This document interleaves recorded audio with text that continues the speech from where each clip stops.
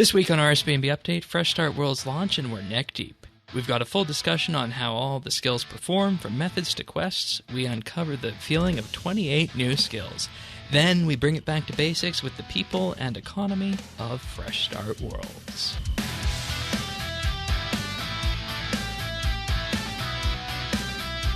This is RSBANDB Update, episode 902, recorded Thursday, September 29th, 2022. Fresh beginnings.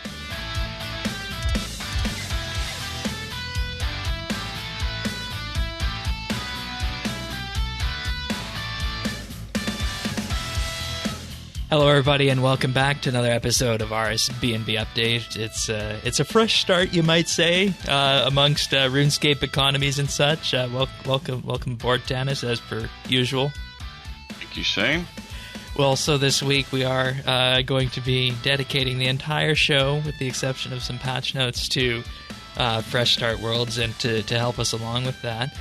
We got a new guest on board. He's been around to a couple of round tables before. One of Tanis' friends, a member of the RSBANDB community, Mr. Jingles. Welcome aboard.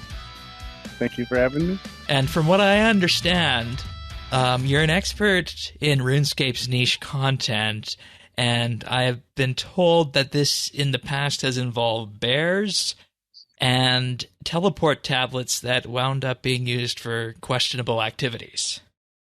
That is definitely possible, but I can't confirm or deny that. And, you know, with a fresh start, I guess the lens on niche content makes so much sense. So much sense. Also, with that comes efficiency and whatnot, which you delve into. But I'm getting ahead of myself. Thaxi is also here. He's been on with the initial fresh start push, and it was you and I who first convinced ourselves to do this thing back in August, when we were kind of thinking no, and then or it's been a couple hours, sure, and then we're like, oh, but hold on, how are we going to do this? Oh, how's this going to work? Oh, wait, we're planning this out, aren't we? Yep. Oh, we're going to do this, aren't we? Yep. Alrighty, we'll see how this goes. And it's happening, I will folks. say it's gone relatively well. Yes, it has. And of course, if you want to follow along, full show notes can be found at update.show. You can find me in-game at Shane12088, or Shane with 3 E's on Fresh Start. Tanis is at Tanis79, or FSW Tanis79. Jingles, what's your RuneScape name currently? For Fresh Start Worlds, it's Jingle FSW1. All right. And pretty simple. And Thaxi is Thaxi, or Taxicab. Thank you for putting the phonetic spelling in your Fresh Start ones. For me. I know. Well, they didn't have all of the versions of my name with an H in them were all taken, mostly by me. So, whoops. And of course, more on that later. Yeah, more on that later. And you know, I'll just say, hang out with us in the BitsBytes Friends chat. A bunch of us are in there. Aside from we're hanging out.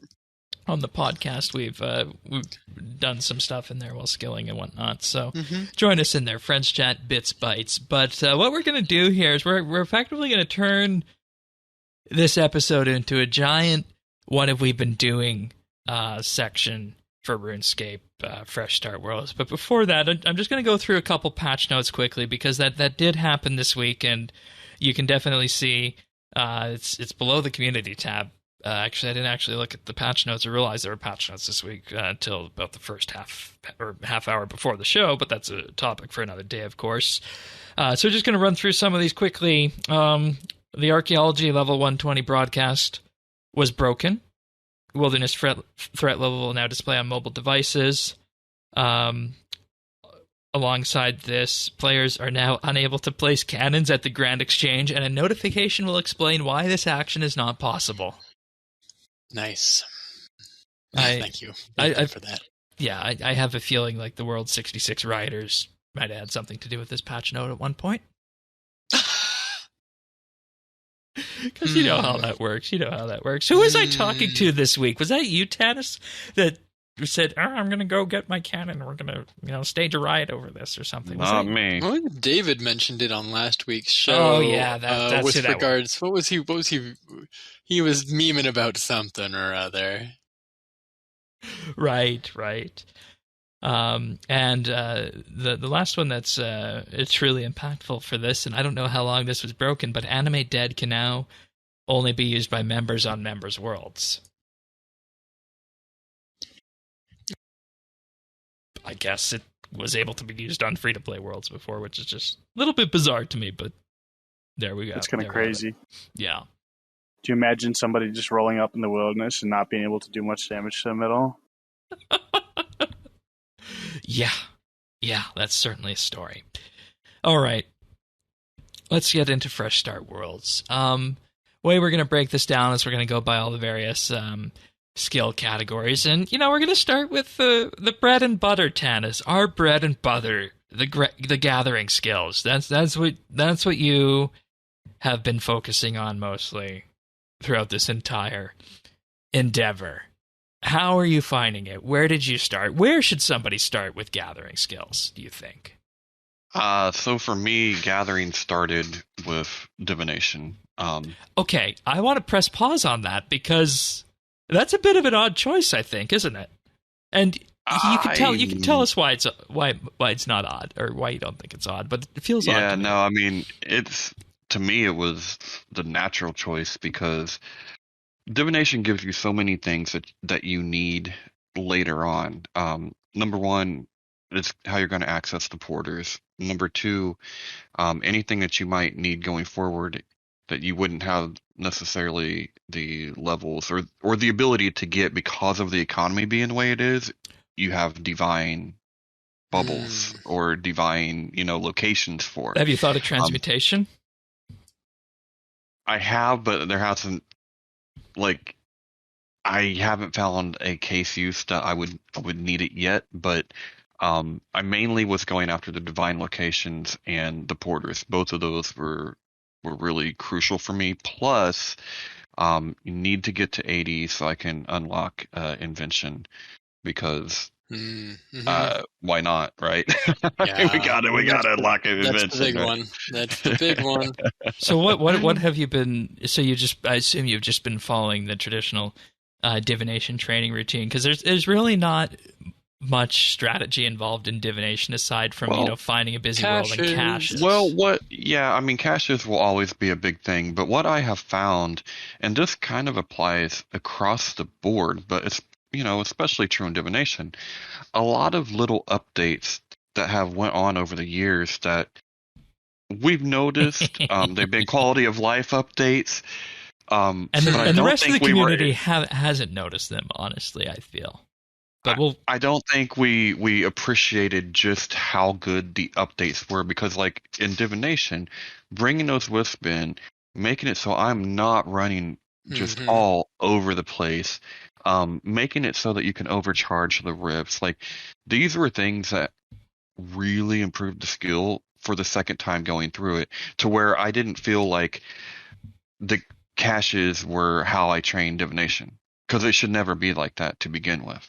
And so now it's actually training as intended, with a cache on the side, which is kind of how it should have always been. So I started with divination, and then I'm also, working very closely with mining. My mine, I'm in the mid 50s. Smithing is a little less, but they do go hand in hand, and because I need the tools, right, to be able to do my wood cutting, to do all of that stuff, I need those tools. So that's how all that started, and then I had all these goals, and you know what Mike Tyson said, right, Shane? What was that?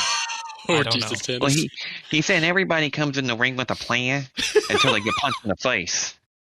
And that's kind of how Fresh Start Worlds was for me. Like, I had a plan. Oh, Lordy. And then I just started playing RuneScape.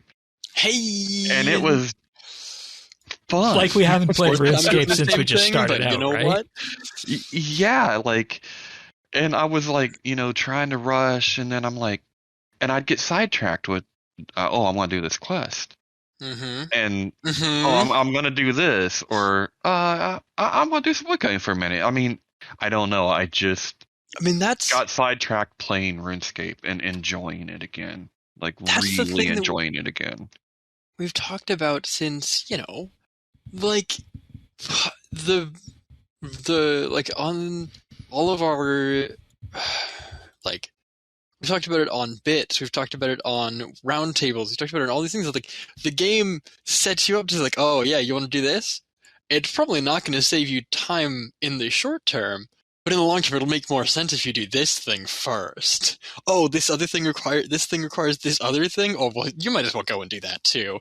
Oh, you're here. Do you want to get just multi-quest and get this one out of the way while you're here? I mean, it's quick. It's located just here. And you just get like down these crazy rabbit holes. I've honestly been thinking of keeping a log myself. That kind of thing needs to happen. But Tanis, have you found a market for any of the divination energies and whatnot, or the mining ore? Or are you just keeping it for yourself at this point? I've kept everything pretty much for myself at this point because number one, with the divination, as you're leveling up, I'm holding on to that energy so I can create my boons. Right. And and I'm not having a lot of excess after that. Now, once I hit 80, I think that energy is going to be very much in demand. So here's my thought on this, and pro tip for anybody out there working on this: make sure that you're collecting the memory strands and turn in your memory strands as soon as possible. Because you can, with those memory strands, once you get that first prestige, that first set of them done, you can select one of the boons. One of the boons is that wisps last 30 seconds longer while you're siphoning from them. So you have to have the tier 95 energy to do that. So low key not doable right now on Fresh Start Worlds. But if you're starting a week or two later, if you're starting any late, and there's any supply of that incandescent energy, it's going to be so worthwhile to just buy some of that so that you can, having those extra AFK time on those springs is so nice. And right? I think we need to say with that you don't need to have started this past Monday. You can jump in at any point about this and experience it, because the economy, 5 days in, is still very fresh. At this point, what economy? Only a third of the people who play, no, not even, only 10% of the people who play are going to walk away with the competitive part of things. Everybody, the rest of people are just, you play for fun to see the game in a new way, right? Yeah. And so jump in, smile. Jingles, do you have any? Or go ahead, Tanis. I was just gonna say the economy is there, but everyone I know, for the most part, is playing this like a big game of Iron Man, because you kind of have to.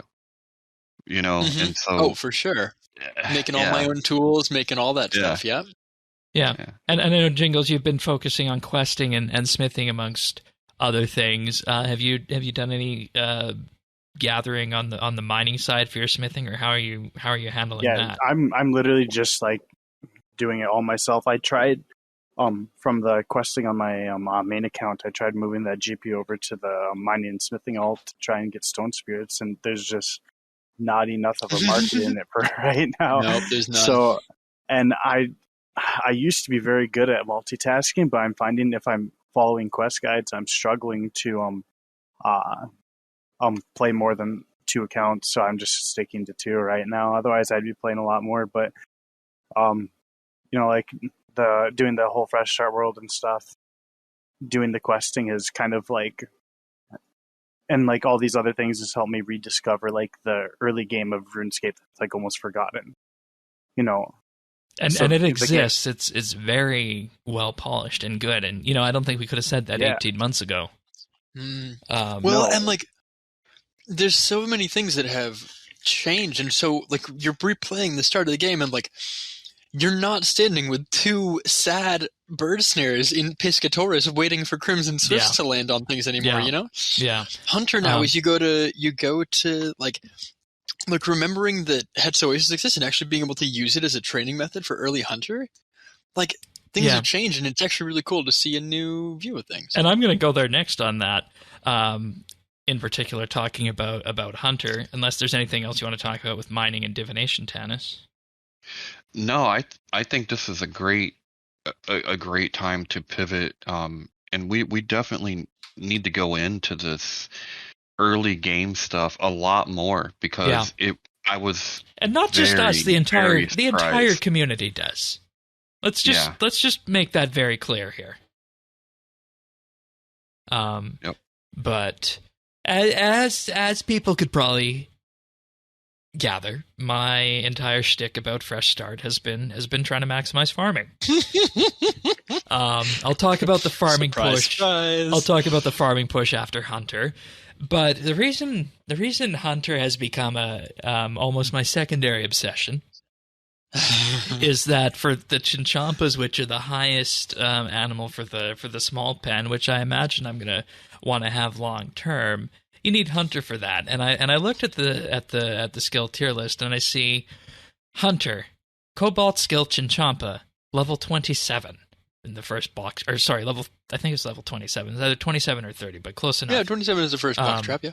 And in the first box trap, and I was like, oh god, Hunter, so bad. I remember when I started my ult a year ago, I used Treasure Hunter, and I just used the dummies to go from 1 to 27 for that to get going, and oh my god, it's going to be so horrible and painful. And then I think it was you, Zaxi, who said, go to Het's Oasis, and I'd just been there. Do the Crocs, and oh my god, it's quick. It's quick. It's so much quicker.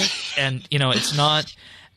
You don't have to move as much as you do with regular Hunter. It's still click intensive, but it's actually a pretty good training method for the first 30 levels or so of Hunter.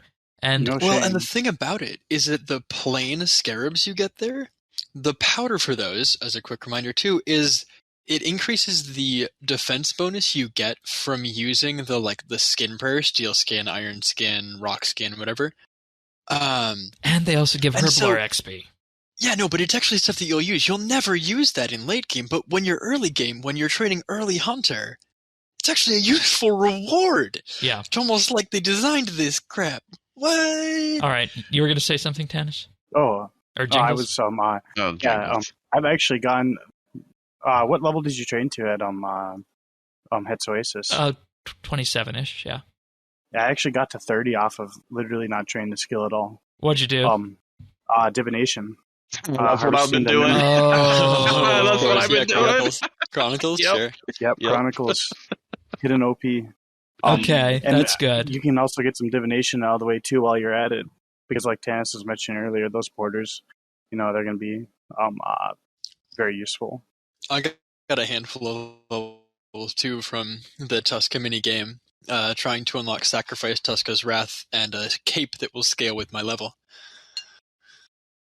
Yeah, and we couldn't have said this a year ago about Hunter. And the point I want to make with this and what you were talking about, Tannis, is that we need to focus on the early game more. And when I say we, I mean not just us here, but the entire community of veteran RS players and content creators need to do that. Because you remember when Het's Oasis came out, it was universally panned at that point in time, at least for the skilling content. Yeah, it's dead content after a week, and lo and behold, here we are. And it's not the only early game thing that got panned that has actually turned out to be pretty good. We're talking Menaphos? We're talking Menaphos. We'll see in 2-3 weeks when everybody gets to Menaphos and the place is crowded. Or I don't know, 2-3 weeks. I think a lot of people are I was going to say are pushing past it, but for the folks that aren't playing 10 hours a day, the who get to Menaphos next week or the week after and you're, level 40s, 50s, 60s, 70s, that's going to be, it's going to be cool to see that place busy with people actually training there, instead of just, off collecting their reputation and soul obelisk. Soul obbies too. I forgot about that. Ooh, I should be doing those. What are you using Menaphos for, Tannis? Oh, I will be using it for fishing when I get there. Right now, I'm working through League Quest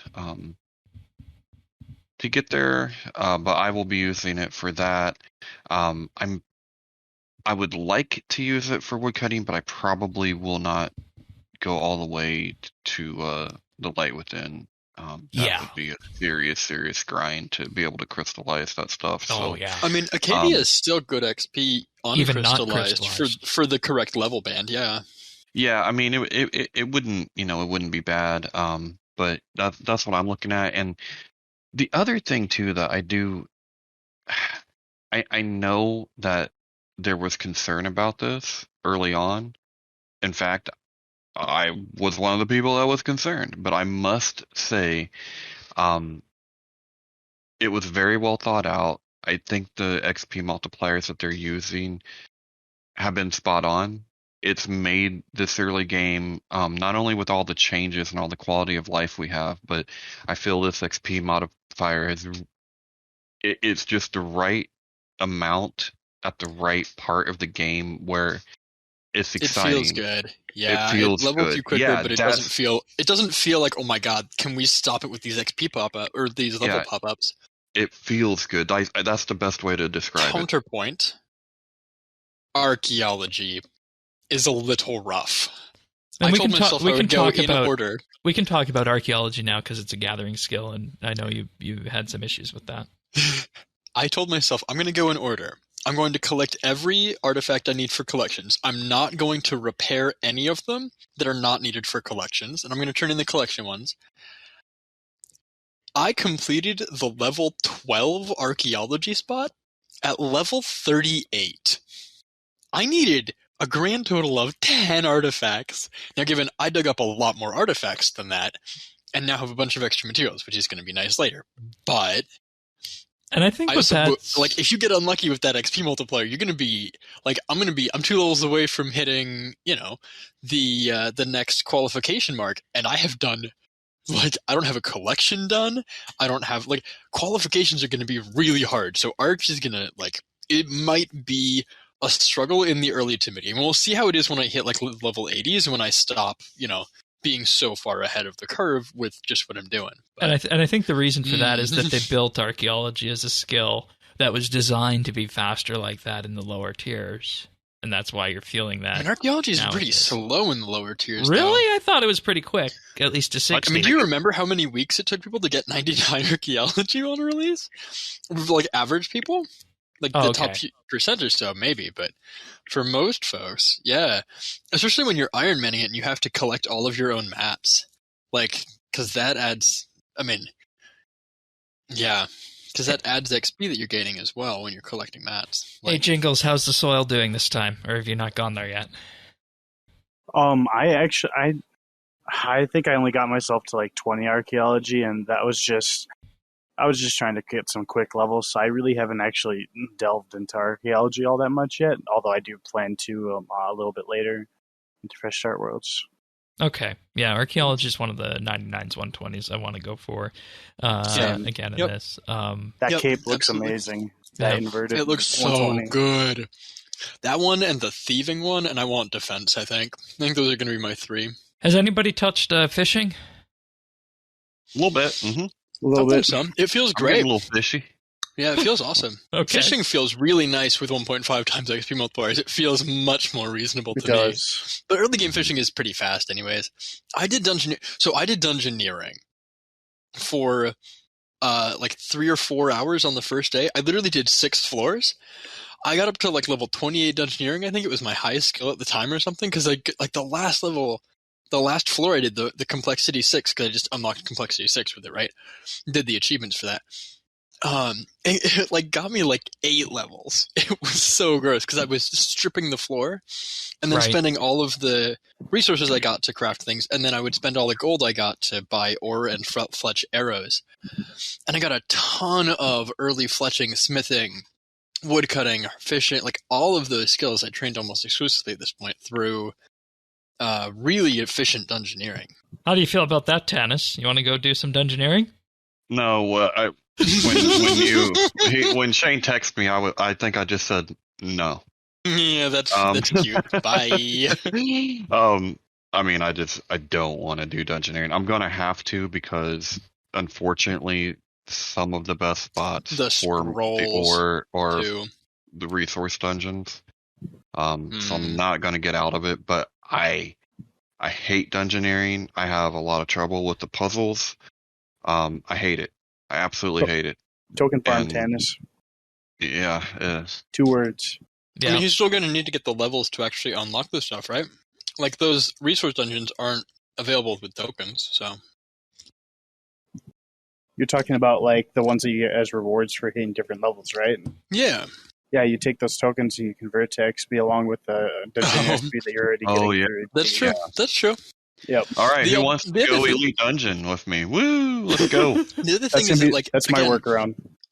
I'm 23 dungeoneering. I went from 15 to 23 with a single C6 small floor 5. Like, that's with 1.5 times XP. With 2.5 and some bonus experience on there, you'll literally just be getting it'll be so disgusting, especially if you're doing larger floors or larger groups. Like, that's literally just a solo C6 small, like, man. And we might as well have this dungeoneering discussion here right now. And of course, this is a skill that people have referred to as a minigame time and time again. What I'm wondering about this is this if you obviously without the multipliers, if you took the same method to starting a new account on the main game on a double XP weekend, wouldn't that be sort of the same thing in terms of using that for early XP? And I think I've seen it. You only get 48 hours out of that, right? Yeah, and I've seen that in some guides before. But once again, I feel like everybody is so pent up in their RuneScape orthodoxy of doing things certain ways that we forget that things like this dungeoneering are actually feasible for other skills. And it's not something you'd want to do all the time, but it's definitely feasible. If you want XP in more than one skill, I would posit that it's possibly the best XP per hour aggregate for the skills that you train while you're there. The XP rates are really nuts at most low to mid-level bands. The problem is it's just bad for every individual skill. So nobody looks at it and is like, oh yeah, dungeoneering is the best way to train that skill. Yeah. But if you're trying to train the 7 or 8 or 9 skills that you train in dungeoneering, it is really good XP in all of those skills. Like, it is you get hundreds of XP per every round of Novite arrows you make, right? Like, just as an example, you get hundreds of XP for burning a single log. Like, it's something. And the catch is you have to like dungeoneering. Yes, yeah. I mean, you don't have to like it; you just have to be willing to. But you have to endure it, and the only way I can endure it was with friends and copious amounts of beer. Oh, that's how I endure. This can be arranged. This can be arranged.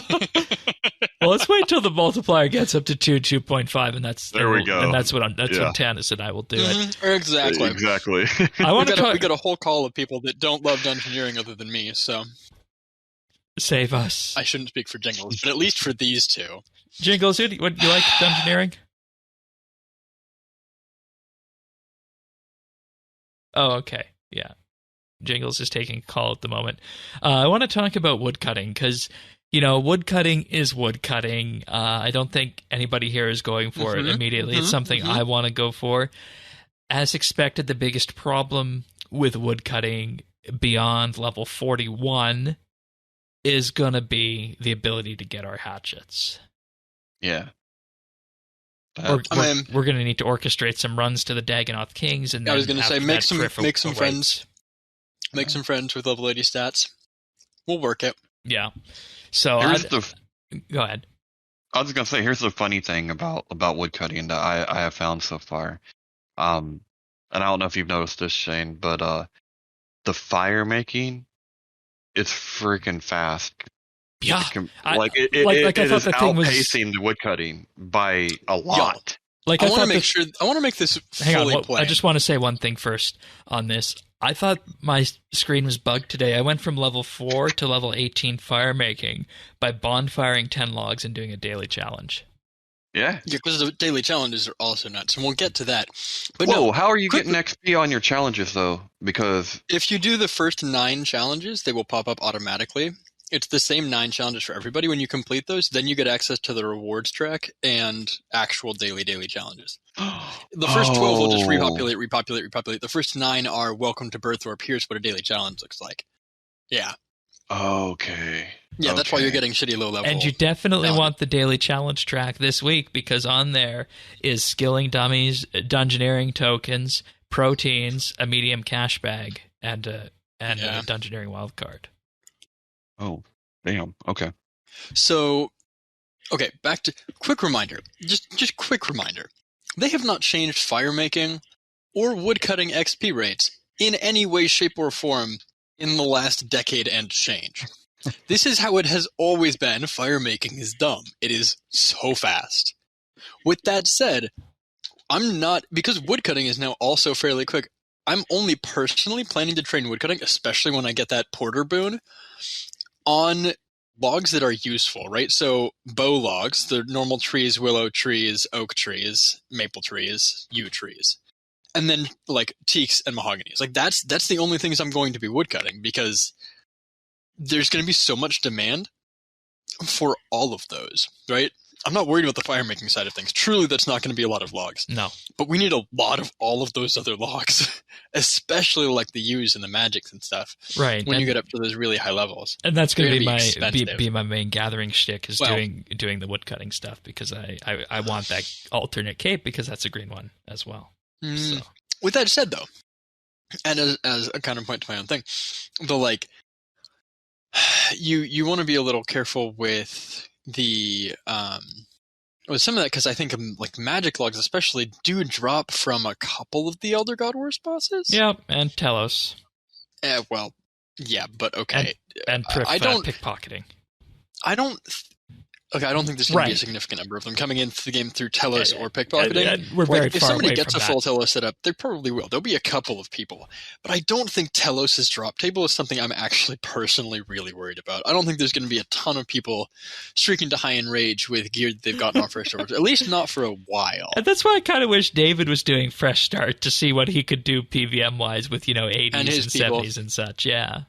But the PVMers that I know from at least the FC and a few other places aren't either. A lot of them are either not playing or are focusing on like the world's first races or other things. They're not focusing on getting PvP gear or PvE gear for the first like X weeks. Yeah, especially during that competitive period. So. Fair. Anyways, there's a roundabout discussion on fire making and woodcutting and such, but we do need to go to the other F skill that, of course, has been my main obsession since we started that, and that fishing. No, farming.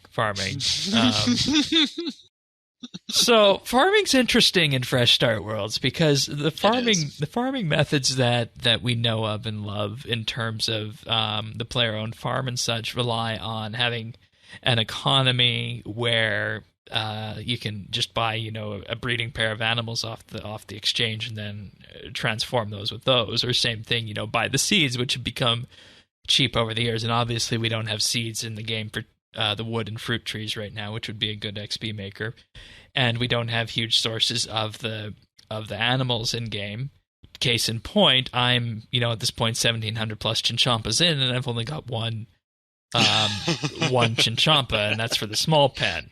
Cow, and then when it comes to dealing with cows and such, that's an entirely different story as well, because the large pens at the player-owned farm need 60 construction, which is presently a GP problem. It's becoming less of a GP problem, so that's why the large pens haven't been active. So what you wind up with, and you could see this on the high scores on day 1 and day 2 in particular, what you wind up with is a situation where you have people who have, ranked farming and nothing else ranked. And for a second, I was trying to figure out what that was until I ran into Het's Oasis for a hunter.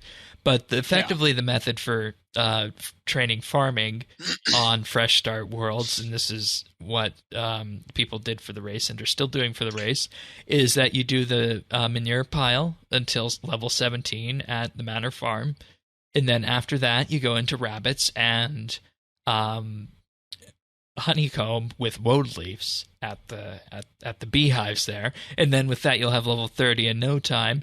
And then after that, it pains me to say this, farming becomes an AFK skill where you have to click only once every minute or so and just cultivate flowers at Het's Oasis, and voila, I am level 62 farming 4 days in. He's so cute when he nerds out. Voila. So It's not how I anticipated on training farming, and in some ways it's actually kind of special because my first farming to 99 on the main was done purely with trees and fruit trees because we didn't have course, everybody's have to play our own farm. Then when I started up the skilling pier last year, that was of course done with animals at the player-owned farm in the ranch. Right. Whereas this one is shaping up to be different for the third time in that for at least the next couple days or so, I will likely still just be sitting at Het's Oasis, AFKing sometimes with the irises presently at level 60 until I get enough GP from passive income from the roses to unlock level 60 construction for the large pens, or until I get the female Chinchompa and start those up in the small pen. And then after that, I thought spiders. It was like 250k to get enough construction levels. That's 25 quest points, my guy. No, it's 638,000 GP right now with Oak. That's 50 quest points, my guy. Yeah. If you've already got 50, or if you've already got 100 quest points, that's 25 quest points. Those dice get big real fast. And see that was another thing I want to get into soonish is just knock off those early quests to get to 25 and then take it to 50 after that, because you will want those quest points for some quests that I was looking up that I wanted to do that requires something in the 50s, I think. But quick reminder, for no apparent reason, Goblin Diplomacy is worth 5 quest points. Merlin's Crystal is worth 6. There's a handful of them that are worth 4, and really, like Ernest the Chicken, I think. Druidic Ritual. That are just like Druidic Ritual. That's like, I think Will Whistle might only be 1 or 2, but like there's a lot of quests that are worth way more quest points than they should be. So, I mean, yeah, it's certainly shaping up to be interesting on the farming front, and I think it's going to be really interesting later on once we start getting some dinosaurs floating around, either through finding an egg through Big Game Hunter or through skilling, or just converting the hunter marks that you get while doing AFK Hunter on Anachronia. So I just got a super cow. Oh, right, I want a Slayer task. And I'm like, oh, I didn't have a meat tenderizer. So that's so much hide. Have I sold anyone on doing farming this way, or am I the only one who's really enjoying this? Yeah, no, absolutely not. No, I do not want to spend that much time at Het's Oasis. Yeah. I'll do some eventually. Like, that's how I'll train, for sure. You're down for it, Thanos? You just turned it into a gathering skill. Now we're talking. Yeah, and I mean, hey, you you get some golden roses every now and then, and last I checked, those are selling for 12, 13K a piece. Which I'm for anybody who's not aware, that's the equivalent of 1.5 mil each? Probably, yeah. On main game for the idiots who are... But that's a lot of money. Those roses are expensive. But suffice to say, I am enjoying farming, and that's why I've taken the detour to, as Thaxi predicted, make Hunter one of my highest ranked skills in looking for these other animals. Surprise. Now, were you still highly ranked in the whatchamacallit? Construction? On the construction side as well, right, because that did happen. I did get 40 construction for the medium pens, and I used the Violet quests plus the Wilderness Easy tasks to complete that. Well, the highest level construction right now is level 90. I mean, clearly that's not, but like... No, I've fallen to page 3 or 4 at this point. I mean, still not bad. He's still in the run. So, okay, page 5. Page 5 is where I'm at. He's out of the run. Yeah, but... Like as you could see, I never anticipated that construction would be the bottleneck for farming at this point. Hence why it's a lot slower until you get some of the higher tiered animals and such. But so there's that. Yeah. I want to move on to our artisan skills right now and Jingles. Are you back? No, he's not back. Okay, we'll talk about. Let's pick an artisan skill. We already talked about fire making. Let's talk about rune crafting. RuneSpan. Yo, the RuneSpan is so fast. The first 15 levels were like 20 seconds apiece. It's so nuts. It's actually crazy that at level 1 you get 30 experience per rune you craft in there. The obvious problem with this is that you're not crafting runes, but the obvious counterpoint to that is, well, yeah, you're making one air rune at a time as opposed to later where you're going to be making 10, right? It's going to be way more worth your time, especially since you have to gather essence to actually just rune span it up for a while. But man, it's nuts. We thought it was good when it came out, and it was, but man. Yeah, and I made that discovery on my alt last year as well, that early rune crafting is really good up to, the level 40s now with RuneSpan and such. So that wasn't a surprise to me, I don't think. Yeah. Tanis, what artisan skill would you like to go to next? Smithing? I am working on smithing because it's hand in hand with the mining and I mean, let's just face it, it's one of the best updates of the decade, that rework. The number of times I've seen somebody standing outside, in the birth furnace, just saying, "Holy moly! Wait, this is so good!"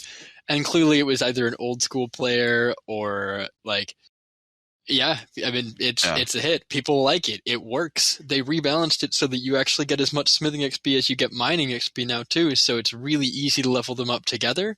Now you just hit the nail on the head with something, because the other artisan skill, and I think this can count as artisan skill, but it's cooking. What I'm finding is all of these skills that have a counterpart are really working hand in hand in a way that I never felt that they did before. But remember, I'm not played Iron Man. I've been an RS3 main my whole existence. And so the interaction between these skills, that's how I've gotten so sidetracked, because I'm having so much fun. I'm like, yeah. So I mean, probably for me, it's smithing and cooking, but it's just because everything is going so hand in hand. It really is going together nicely. Yeah, and that's that genius part of the RuneScape design. In all honesty, it's that core loop that we just keep coming back for. And I discovered that when I went through the mobile tutorial. I discovered that on my alt, and it just feels so good to be seeing that in action. And we'll talk about the push for high smithing with Jingles here in just a bit. But I want to thank our Patreon supporters for this week, because you guys let us do so many fun things.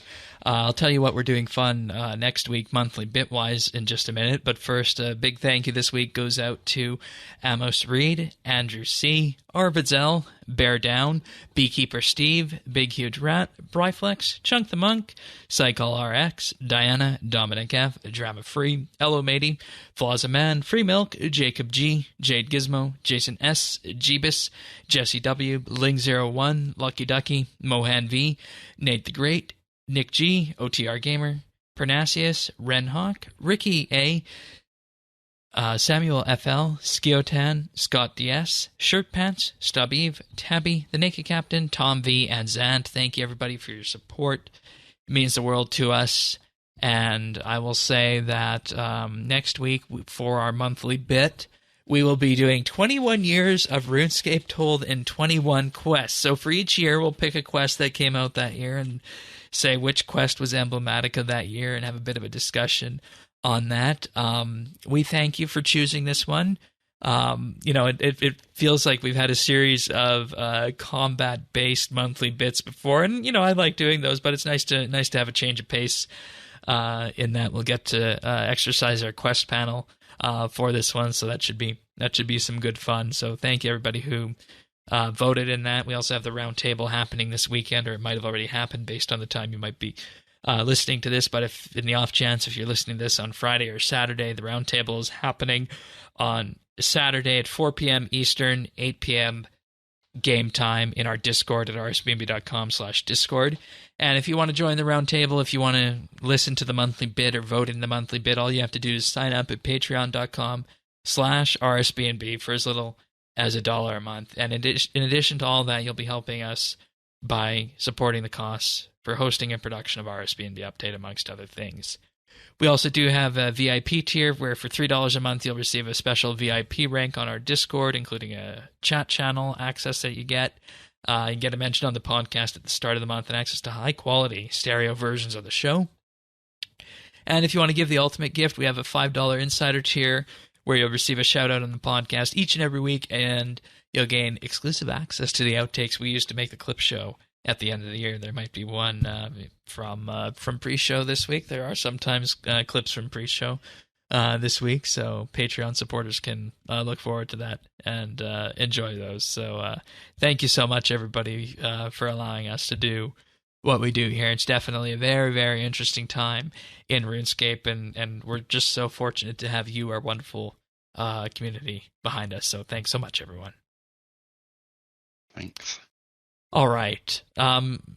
So, smithing, Tanis.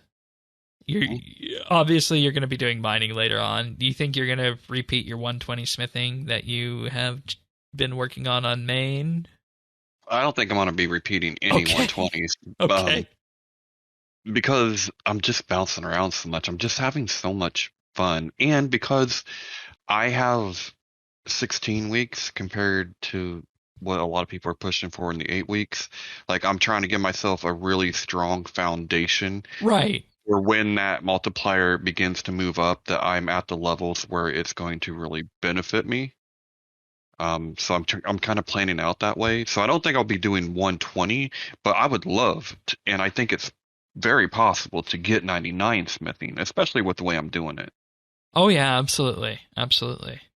So, and what I'm wondering is that when you get into the 80s and such, I'm wondering if there'll actually be a market this time for the tank armor and weapons, because we had a bit of a market last time, but obviously that was taken up by the god stuff. Or do you guys think people will kind of gloss over that? I kind of made fun. Go ahead, Taz. I was just gonna say I kind of made fun of the hybrid armor last week, and we're all wearing it. Yep. So it's just not worth the time to craft level 20 armors in all 3 styles. It's good enough. You don't need better. If you really do need better for a quest boss, then you could make it. But yeah. And speaking of quest boss equipment, there's also the armor that you get from the quest point shop that you can tailor that to once you start getting some quest points in too. I don't think that's still higher, this armor right? is just heard up better. So no, the quest armor stopped scaling at 75. It does offer a reduction in damage taken if you die on a quest boss multiple times, but that's a pretty niche use when you could be having, infinite free ropes and law runes and stuff from the dog, or the dog increasing the size of your looting range, or access to a bank right near the Varrock lodestone. So I don't see myself personally using the armor track of the quest points shop until I have over 300 quest points, but that's a long ways away. If somebody wanted to be different, they could. Yeah. I just don't necessarily see a reason to do so. Yeah, and it all comes to, like you were saying, Tanis, the general build that you want to do, because there's a lot of skills that we were highlighting, and they did turn out to be very painful. I already talked about the pain behind construction. I mean, like that one's getting left until the very end. Beyond that, and we got good multipliers, I think, unless there's some reason aside from the farm to train it up beforehand. The thing is, it requires setup, right? Like it's not going to be terrible once you have an income of planks and stuff from like a kingdom, or from people that are actually like gathering the logs, getting the logs as drops from stuff, however those are going to come into the game. But for the time being, man, and like for the time being, I think you've done the right thing too in terms of getting yourself up to the level where you could use teak or mahogany planks, because I don't think there's going to be a lot of people making oak planks. No, like I don't think there's a reason to produce them. So, Yeah. We'll see what comes from all of that. And I'm interested to see where it goes. And I mean, anybody wanting to push herb lore is going to be in a similar position as well, because you're going to need those herbs that are coming in from either drops or farming. And I'd imagine, based on how the farming tables look, I don't think anybody out there is currently farming herbs for profit yet. No, I don't. I can't. I don't think so. No. I'm going to actually have a look at the herb lore table right now about where we're at. We have one person at level 74 herb lore. The next is at 65. We got 4 in the 60s, and then it filters down into the 50s there. So herb lore is a painful one. I'm at level 41, and I have made 10 attack potions. But I also got myself up to level 20 through random quest rewards, and then did Herby Werby and this month's Troll Invasion. I got 13,000 experience on it from Troll Invasion, and so it's actually my highest level skill right now. But, that's going to fall off. It's just that's big XP during early levels from random rewards. And I put all my violet as blue lamps into that too. I just thought of something. Yeah, what? Shane, what about the statues? Yeah? Yeah, no, Shane and I have both done all 4 of them that are available. Okay. Quick reminder, everybody, if, it's probably going to be too late by the time it'll be too late by the time it's out. But do your statues, everybody, do your statues. We'll put a reminder in the RSBANDB Discord for it, and everybody in the Friends chat. But yeah, those statues, all the monthlies. Like, I am currently 4 cooking levels and 1 woodcutting level away from being able to do Beneath Cursed Tides, because I want that oyster tomorrow. Mm-hmm. So, that's some good fishing and farming. Just for the fishing and farming XP. I don't even care about the clue rewards, because it's just going to be like an easy clue rewards, right? It's going to give me like a sapphire ring and 50 mithril arrows and some firelighters or something. But it should really bump both my fire making and farming levels by a nice margin, given that I am just barely meeting Rex for it. So, fingers crossed. Mm-hmm. And there's another economical way that you could train herb lore, is that if you're doing a hunter with the crocs there, each powder that you make will be worth 10. Obviously, it's not 1-to-1. I think it's like 15 or something you need to make 1 powder, but that's I think a cost positive way of getting herb lore XP is with those powders. And in all honesty, I thought about this for a bit, and maybe you guys can throw this out there now. Is there anything in game that is a way to train herb lore without requiring herbs from the economy? Well, I mean, that's it. I've gotten 41 off of doing basically no herb lore training, and that's just putting all of your dailies into it, yeah. If you get a blessed sickle, you could do Mortmire fungus. Does that give run potion? Oh, I think it's energy potion. Energy potions with Mortmire fungus. But doesn't that then you need the herb still, which is Hairlander, I think. Arlander? Oh, it's either Hairlander or Vanto. Damn it. Okay. Yeah. It's hard to train herb lore without herbs. I mean, heck, we could just pull up the skill guide for it and take a quick look. But I mean, you need herbs to do any of the incense sticks. You need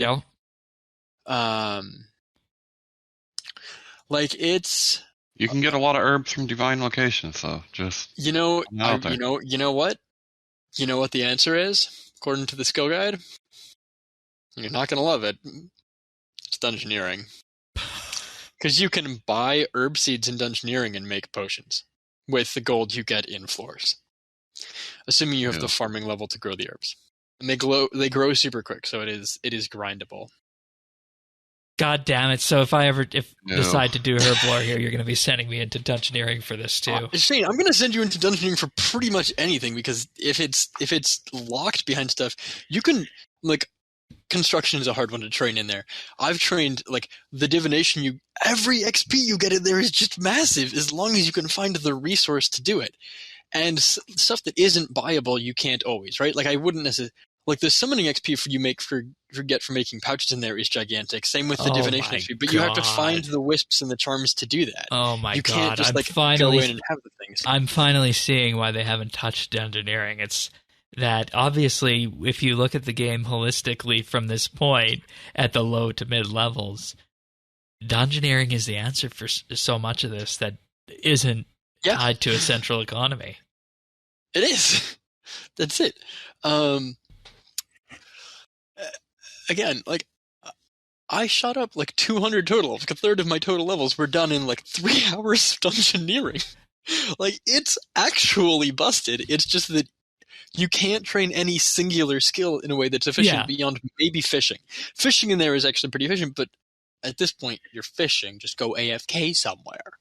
Like, but yeah, every other skill there, as long as you're training in aggregate, like it's, reminder too, it's stackable food. Like a single small floor was getting me like 80 pieces of food to cook, and I could just sit at a fire and hold down my eat food button and just cook 80 fish. Like, and the XP for each of those fish is giving me several hundred XP at like level 1. Like, it's crazy XP. And again, stackable. Okay, I might be coming around to the merits of actually having dungeoneering as a skill. It's a minigame. It's a minigame. It just supports the other skills very nicely. It's a very fleshed out minigame. But I'm not going to tell you you're wrong and telling you it's a minigame. But like, okay. And I feel like with that, summoning is in a similar situation when it comes to training summoning outside the world. You're gonna need the money for the charms. You're gonna need the money for the little shards. So that's the thing is that, like, the first few levels are gonna be a little rough, right? Like, I'm saving the gold. I'm sitting on like about 300 gold charms from what I've picked up, and the charms from Wolf Whistle. And those will get me into the level 30s if I wait until I have a 2x multiplier for it. So that'll get me to the level where I could start doing some green charm things. Because right now the problem is you can't make any blue or red charm stuff. Yeah. But as soon as you can, like, you get 60s or 70s in the combat skills, and then you just go chill at Arch Glacier. 0 max. And you just, or whatever your preferred charm dropper is. Quick reminder, Arc Glacier does not receive benefits from the charm boost from familiarization, as far as I'm aware. I think, and rightly so. I mean, yeah, duh. It's a different loot system. But, like, you've got the familiarization drops, which, again, reminder to everybody, do your familiarization, because you get your outfit pieces, 1 per supply crate you get there, so do that and select secondaries. Get your secondaries out of that. But yeah, no, that's because it's going to take 5 weeks to get the full outfit, 6 if you want the head add-on, right? So don't miss any of those. I wish I'd thought about a lot of that stuff on Monday when the mode came out, but I was just busy and excited for a new toy. So exactly. I missed all, like, Irby Werby. Day 1 Irby Werby would have been great. I mean, it wouldn't have been a ton of XP, but it would have jump-started some early levels. So a handful of those weeklies that I missed out. But again, it is what it is. So yeah, it's going to be week 5. I think the only artisan we haven't yet talked about is crafting, and I don't know anybody who's doing this, and I don't. Crafting is a weird skill. I don't think there's a good way to do crafting. Like, maybe, I mean, you've got a few options, right? Like, you can do like cow hides, and you can get, you could farm spider silk and lumberage catacombs really easily. What's coming to your mind, Tanis? Or Batwing. But what I'm doing is, because I'm getting tons of geodes while I'm mining, I'm opening those, and I'm gem cutting. Yep, exactly. And the Birthorpe Cave, brain's old. Mm-hmm. The Birthorpe Cave has those early gem rocks that once you hit like 20-30 mining, you can actually mine those pretty quick to get lots of opals and jades to cut. And those are going to be really good early crafting XP. Same with actually making lapis lazuli brooches. If you woodcut normal trees with the Paths axe, the Dwarven Army axe, those brooches give a ton of crafting XP. Like, I got to like almost level 10, I think, just off of making brooches when I was just leveling wood cutting and getting tin and copper for bronze smithing. So Oh, okay. And I'm fairly certain that I got one of the first dragon stones in the game. On day one, I built the water filtration system at Het's Oasis, and I opened it up, and there was a dragon stone in there. And obviously, nobody had the crafting level to do anything with it. Nobody had the crafting level to cut it. Yeah. It's still sitting on the Grand Exchange for 15K. I'm trying to sell it. I think that's probably too high a price at this point. Well, nobody needs it. But and the thing is too, there's enough people running around with high stats now that are just doing Arc Glacier or doing other things that are getting those Dragonstone drops elsewhere, in bulk. So nobody needs them, and there's demand. The demand will go up massively later. The other thing I was thinking about is those Elder God Wars. All of the bosses drop powered orbs. We're going to have an actual battle staff economy. People are going to actually need to get a hold of battle staffs to make orbs, because that's the other good crafting XP method that's going to be available. Right. That there's supplies in the economy for at some point. That's an interesting question. My biggest battle staff dropper on main is raids. Where do you get them otherwise? Just the daily system, or no? They drop out of Elder God Wars. Oh, they do. Yeah. I'll double check that, but I'm fairly certain Elder God Wars drops some nice. At least maybe in the Inferno, the Zook fight. I know they're dropped from a few bosses. I think Telos is one of them, and again, I don't believe Telos is going to be significantly in play. There's going to be some people who have the ability to do 2449 claims, but there's not going to be a ton of people out there streaking Telos to very high end rages. I don't think, at least not for a while. I just don't think there's a lot of those people either playing the mode or doing anything. So, yeah, that's fair. Battle staffs. Elder Troves drop quite a few of them. Crystal Shapeshifters drop some. Giant Oyster. Caskets. Interesting. Right. Oh, okay. Ambassador. The Ambassador, that's it. Ambassador drops a couple hundred of them. Okay, and let's do the combat skills next. Or should we do support skills next? What do you guys want to do next? Combat or support? I don't have much to say about support because we have a thing called Infinite Run, and that's it. So, agility increases the amount of things you get from pickpocketing. And Hunter. As somebody who eventually wants to get 120 thieving, because again, I think the cape looks so cool. Agility is going to be useful for those things. Agility is also a request requirement for a lot of things, so I will need obviously at least I think 75 or 80.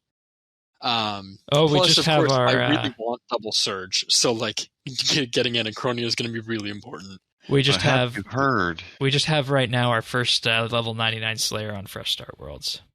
Ta-da! Okay, nice. I was gonna say, Thaxi, have you heard of safe cracking?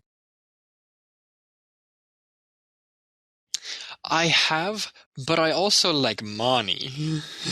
So I want super potions, so I'm going to be thieving from elves.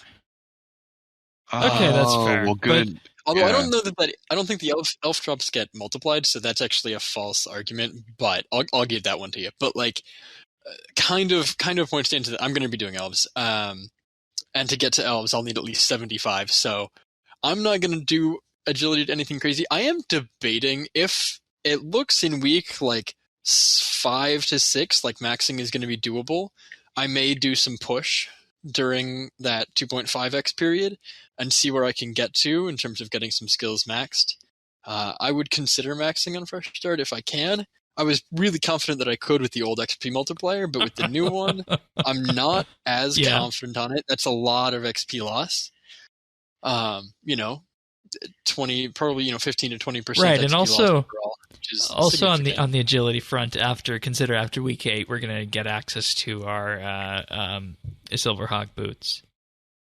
Well, and you get Silverhawk boots in 100 feathers from one of the drops. So I have Silverhawk boots. I'm not going to put them on until week 7 or 8, right? Because I want full XP from them.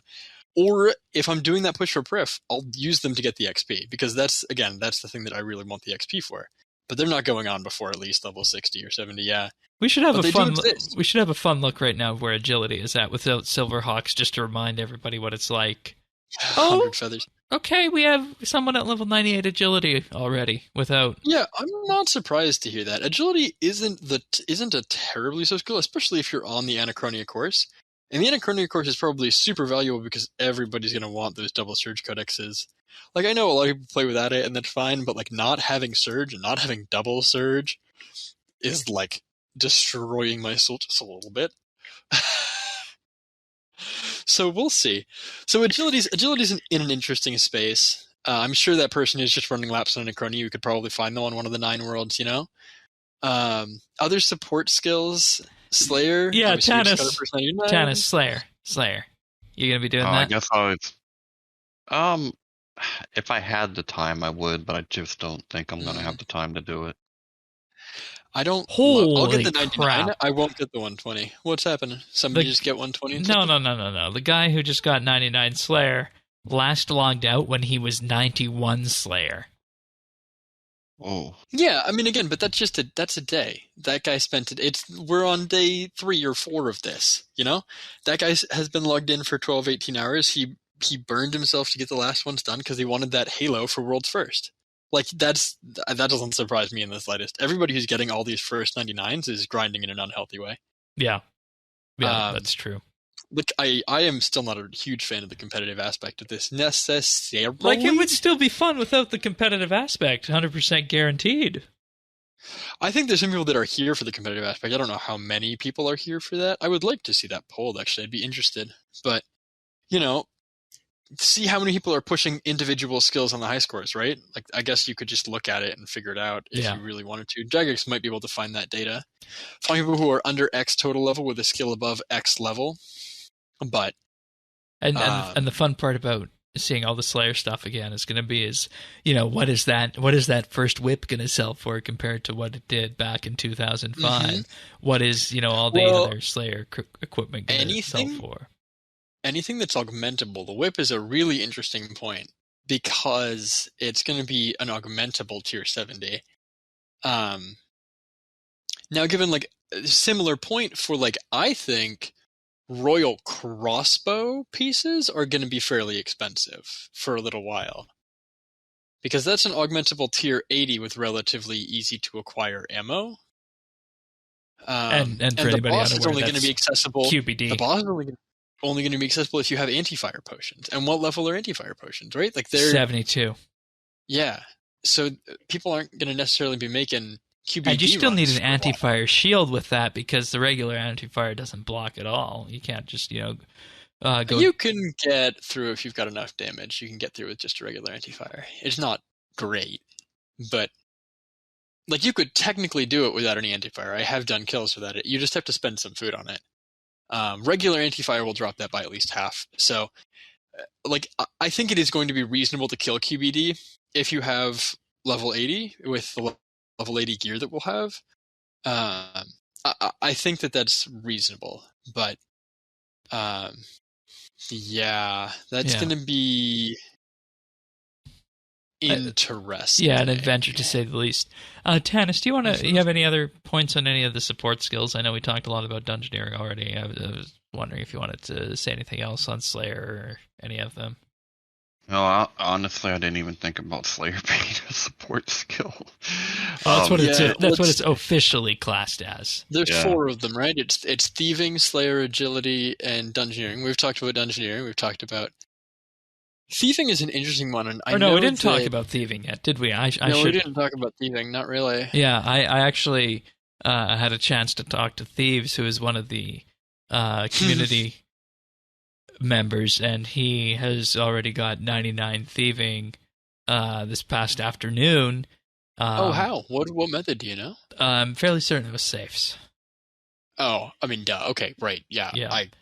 Yeah. And the question we all had going into this is, what were you going to do prior to safes, unlocking safes and whatnot? And the answer to that was that he did that with the Violet is Blue quest and the Wilderness Easy tasks, and then blackjacking. Start the one quest that gives you the blackjack. And he said, it's kind of painful compared to doors, but you're not fighting people on a full world for that. So he doesn't know if he's going to be able to maintain top 100, but he got 99 at like rank 38 or something in the entire world. So it's definitely something that he put a lot of steam into over the past week on this. Okay. So, and I mean, good luck to him. Friends of the show, always. But... Yeah, of course. So, I don't feel much need to go for thieving myself. You said you might go for it for the. I think that 120 cape. I think the particles on it actually look so good. It's a black cape with those really nice bright pink particles. I think that just looks kind of hot. Like I'm here for it. And then the purple trim on it. I think it just looks super clean.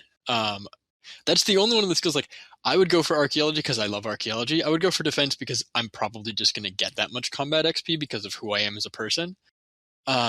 Right? Like I'll spend enough time between Art Glacier, between everything else to get 99 in my melee, in my combat skills, and then get 120 defense. Like I think that's reasonable at a boosted XP rate. Yeah, we'll see if it ends up panning out. But I think the white cape looks good. And of course, everybody remember with thieving that as was discovered on the safe cracking episode, the blind guy told us that if you click the safes when they flash, you get more XP. Well, true story.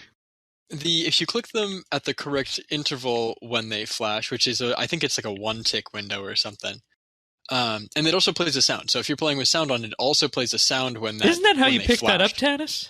Yeah. Yeah.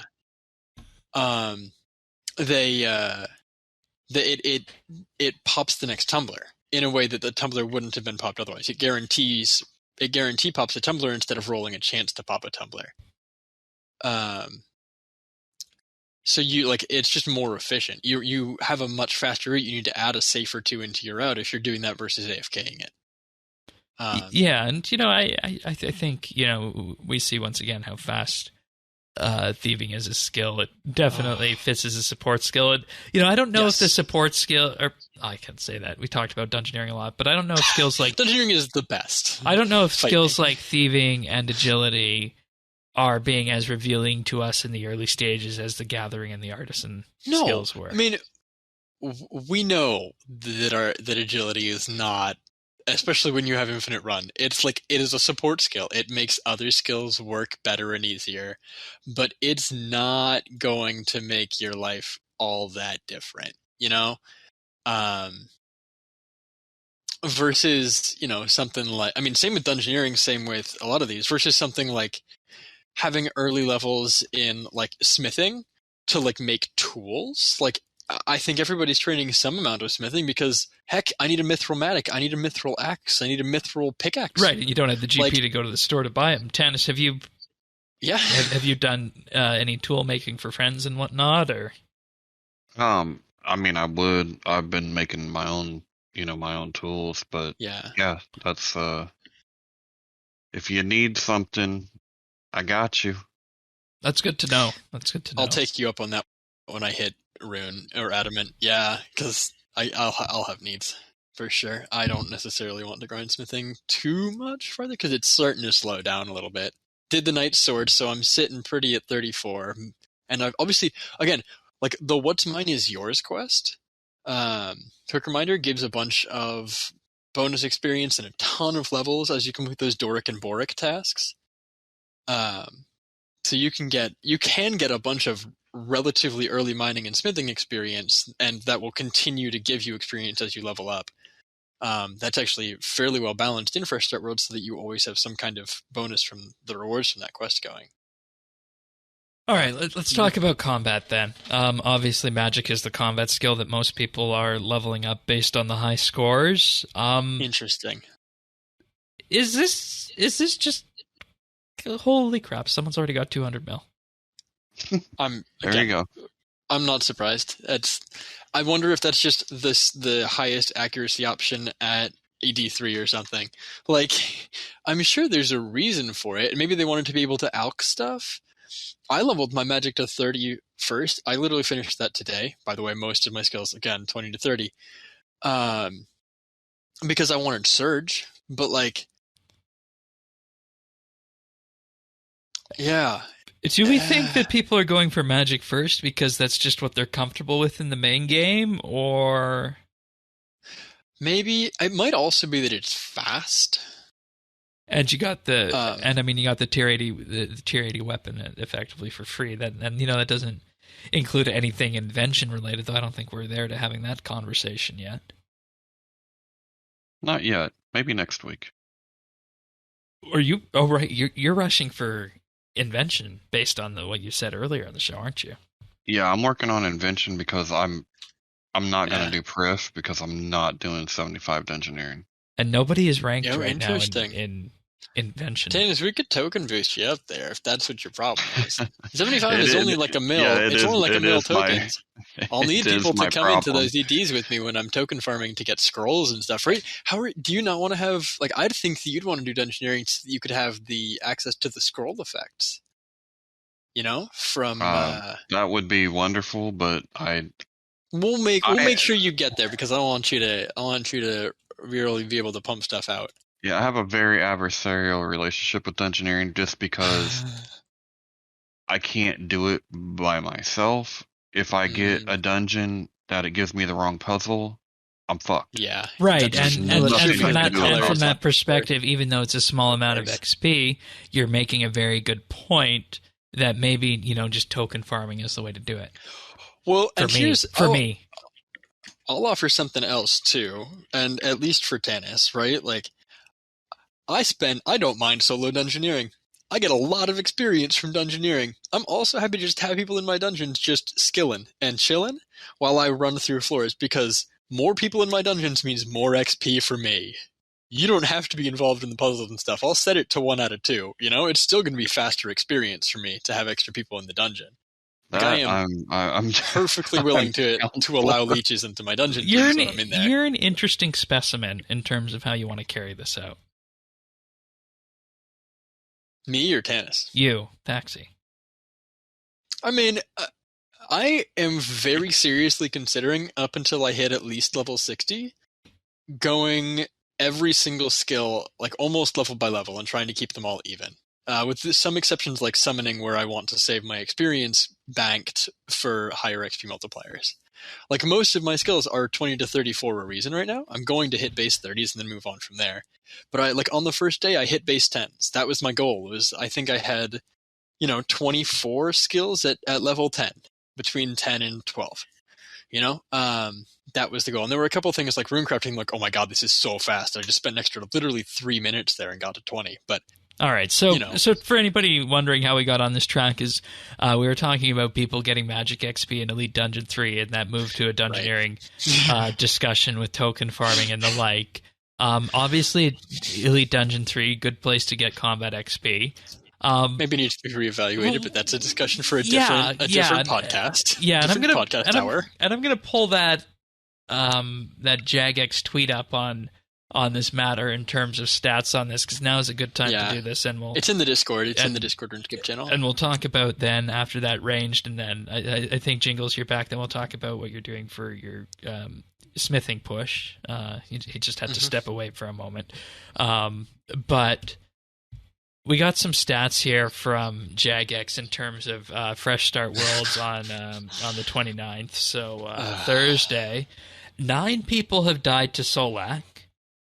525 people have died in Elite Dungeon 1. It doesn't say what boss or where, but probably the Spinny Boys. 30 people have died in Elite Dungeon 2. Right. And then 139,382 have died in Elite Dungeon 3. Yeah. What does this tell you about your combat system?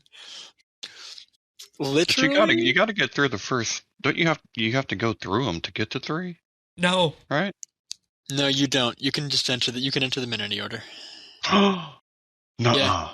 Yeah. Yeah. I don't have to do 1. Oh God, no.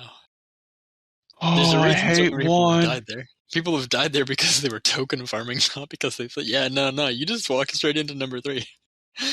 Absolutely, you just take a boat to Demonheim off of at level 3 and then die repeatedly because you don't have the level to be there. But Tanis, no, we don't have to take you through that nonsense. You kidding me?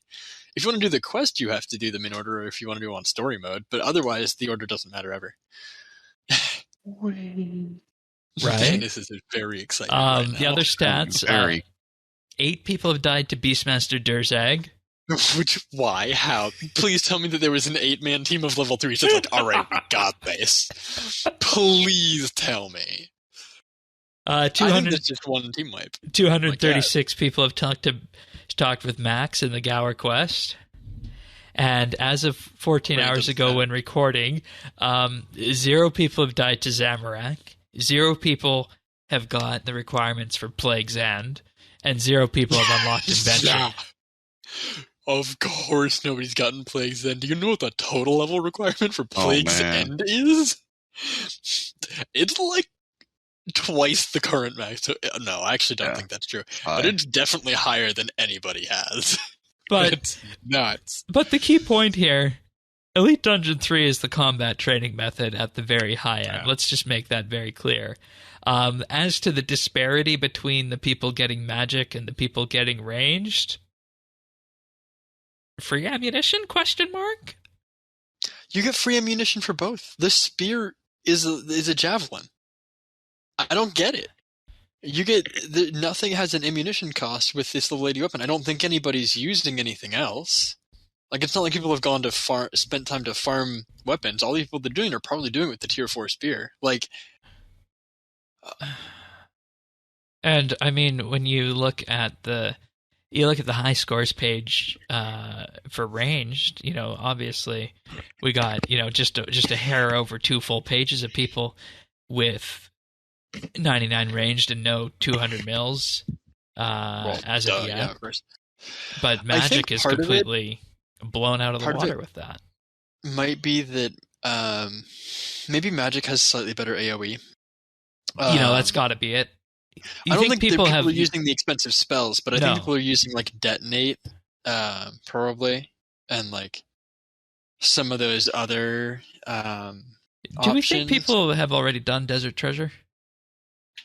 Oh. No. Well, I think somebody may have, but I think anybody who's taken the time to get all of the quest points and all the other skill levels, like 52 Thieving and Agility, and like I think anybody who's taken the time to do all that stuff for Desert Treasure, I'm sure there's people that have. I'm sure there's a couple people out there using spells from Ancient Magics. I don't think any of I think that would have taken so much time. That quest is so long. Actually, just even running through all of the quests to get to Desert Treasure in a full speed run mode with practice, I don't think you could get it under a few hours, right? Even if you had all of the levels pre-made on an account, I think it would take you several hours to run through all those quests at the very least. And it's just too much time sink. It's not worth whatever you'd get back, right? You have the same max hit. You have the same everything if you're using Air Surge versus if you're using those. It's just those, if you're on Legacy, will hit in an AoE sometimes. Right. I was going to say, am I the only person that turned on Legacy the minute I had to do combat and was like, okay, we're done?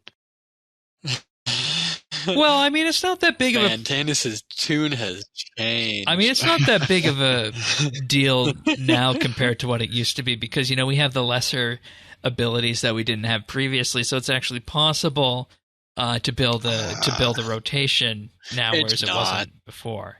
It's not consistent. It's really... Any rotation you can build is bad, and because all those lesser abilities become greater abilities before level 30, level 30 reminder is 12,000 experience. Out of 13 million, it's a drop in the bucket. Yes, it takes a little while because you have lower stats, but it's a drop in the bucket. Okay. Yeah.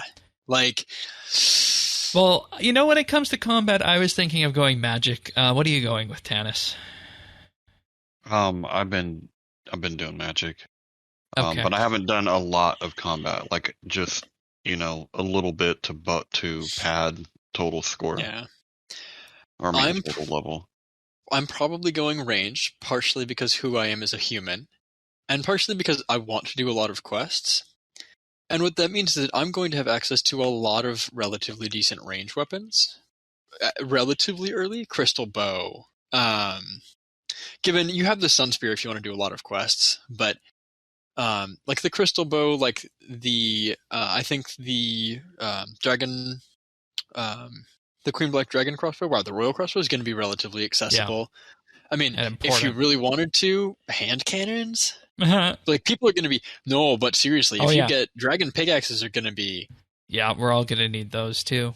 I haven't thought of like that that's yet. going to be a drop. But that's not. if you But get a that doesn't dragon really pickaxe. become a question until invention, because you can kind of make do with the Smith ones for those. But until invention, Yeah, But- but invention. So with that discussion on combat and why everybody's focusing around magic, I think we want to talk a bit about quests, and we kind of alluded to here that there's a good number of quests at the very beginning that you have oddities like Merlin's Crystal that are worth 6, and then you have not Jungle Potion, Druidic Ritual that are worth 4 and whatnot, and getting to those 25 quest points to get that first magic dice and 250k GP is relatively easy once you get some stats in. And I know, Thaxi, you're planning on doing a bunch of quests and whatnot this weekend, and you have been. I earned so far 48 quest points in the last 24 hours, and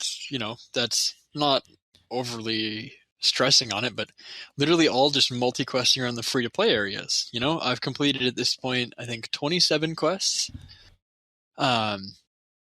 which not like making a strong concerted effort to quest. It's just kind of these are the ones that I was running past and said, yeah, I'll just take care of that.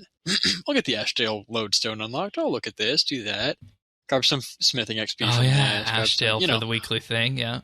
So Mhm. what quests outside of obviously the big early ones that offer those huge amounts of quest points would you say people should be looking at? I mean, it's all kind of it's a debate of like just what you need, right? If you really want to be combat focused, you could do some of the ones that are going to go into more combat things, right? Like Waterfall. There's a lot of odd quests that have like interesting niche rewards that might be valuable for this. Like if you're looking to smith something and you want to smith like fletching experience, right? Arrow tip stuff that's stackable. Darts are worth almost twice as much XP per bar in fletching experience as bolts are. They're way better. And darts will and that's also that quest in the desert, right? Family exactly. something, I think. Family Crest is something different. No, we should know this. It's the one in the Tourist Trap. It's Tourist Trap. Family Crest is the goldsmithing gauntlets and storing gold and silver in your ore box. If you want bows or crossbows, the level to make like a level 50 or 67 crossbow is like 80 or 90 fletching. But if you want, like, I think the darts are significantly lower level. Actually, don't quote me on that. I actually think that might be wrong. But you can smith them at low level. But you could smith like knives or throwing axes, right? And those are range level options that will level up with you. If you wanted something in like the level 30 band and you've only got the level 20 or 40 spear. I don't know. There's some like odds and like that. Like I've used the Mind Spike from Rune Mysteries several times if I just need a water rune or an earth rune or something for enchanting things. That's why you were doing that. Yeah, because that was my free water rune, and then I had Astral Runes for Cosmic Runes Second 10 from something dropped them for me. Right. I haven't done too many quests on mine. The ones I have done, I've done obviously Cook's Assistant and Sheep Shearer. Sheep Herder is another one that gives, I think, 4 or 5 quest points for no apparent reason. I hate the quest. There's the reason. That one and Rearcatcher are my least favorite quests. Up with Garden of Tranquility, but that's more personal issues and not because I think it's a terrible quest. Oh yeah, back in the day when Garden of Tranquility came out, it wasn't me who called the quest this, but the other co-host at the time called it Garden of Tranquilizers because of just needing to wait with farming stuff. Yeah. So, but Sheep Herder, good quest points, bad things. But we've also... You were saying, Tannis? Yeah, go ahead. Tannis? Oh, I'm sure I was talking smack about Sheep Herder. It was terrible quest. Yeah, in fact, should be a mini quest of any things. It shouldn't be worth the amount of like 4 quest points that it is, but whatever. And when you look at it as well, another one you could do for 4 quest points, even though it's 4 mini quests, is last year's Once Upon a Time. Yeah, but that's longer for 4 quest points. Yeah. I mean, yes, but yeah. And we've kind of touched on this earlier with My Construction XP and Thieves Thieving XP. But the Violet quest, Violet is Blue and Violet is Blue 2, the Christmas quests and whatnot, that from I think it was 18 and 20. You can go and do those, and in total with that, you get 15,000 XP in aggregate in a skill of your choice. You can, of course, spread it around if you want, but there's a good amount of XP dropping from that one as well. So, I think the best thing to say is that, if you're looking for a shot of GP, just run through the RuneScape Wiki's list of quests and sort it by quest points, and there's lots on there that are relatively easy to do at low levels and intermediate difficulty, and where we're at with Fresh Start Worlds, where you can easily hit that 25 quest points not too difficultly on that. But then very quickly. Also, each skill page on the wiki has a list of quests that awards XP for the skill, and one of the things I'll be doing soonish, because I have level 40 construction now, is the Total Combat mini quest from last year, because that gives another 10,000 construction XP, which, as we talked about earlier in the show, construction XP is expensive. So it all depends on utilizing the quest system to find what you need and tailoring it to your fresh start experience on that, I think. And I know we had some people that were concerned about like how overpowered the quest list was for getting early fresh start points. And like I'm sitting at 5,300 points right now and 58 quest points, right? Like, I am clearly not an argument for this, but also quick reminder that my quest list has, I think, 267 items left on it, right? Like, I'm only getting 1 or 2 skill points for those things, and I've completed almost all of the free-to-play quests. There are not a lot of fast quests necessarily left on my list.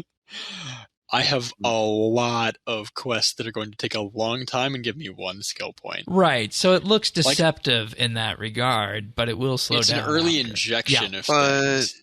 Does it, because like each level is only 5 progression points, and that slows down the longer you go too. Oh, true. But like quest point wise, right? Like, you get 400 total quest points, so it's going to be worth it maximum, I believe that's 10,000 fresh start points if you got all of them. Every single quest point in the game, right? Is that good math? Probably. I don't know. I trust your math over mine. 100, 1,000, 10,000. Yeah, so it's 10,000 points. So at most, and 433 quest points. So, you're looking like 10,000, 500, whatever it is. 10,000, 11. You're not getting much over. Or I guess that's close to 11,000, isn't it? Either way, out of the 20,000 points you need for all of the unlocks, especially like the artisan unlocks that are higher level, that's not anywhere near enough. And let me tell you, if you're getting a quest point on Fresh Start Worlds, you're not racing for much else. Like, a lot of those quests take, true. Like, I know how long that takes. I've done that within the last year. Put simply, they're XP waste if you're going for any of their. They're incredible XP waste. Well, you've got this XP multiplier going. They're very time consuming, and like, if you're space barring through the whole quest and you know exactly where you're going, and even with the quick start guides and everything, you could get it done, right? Like, quest point cape is decidedly achievable, but you're gonna have to really commit to that quest point cape.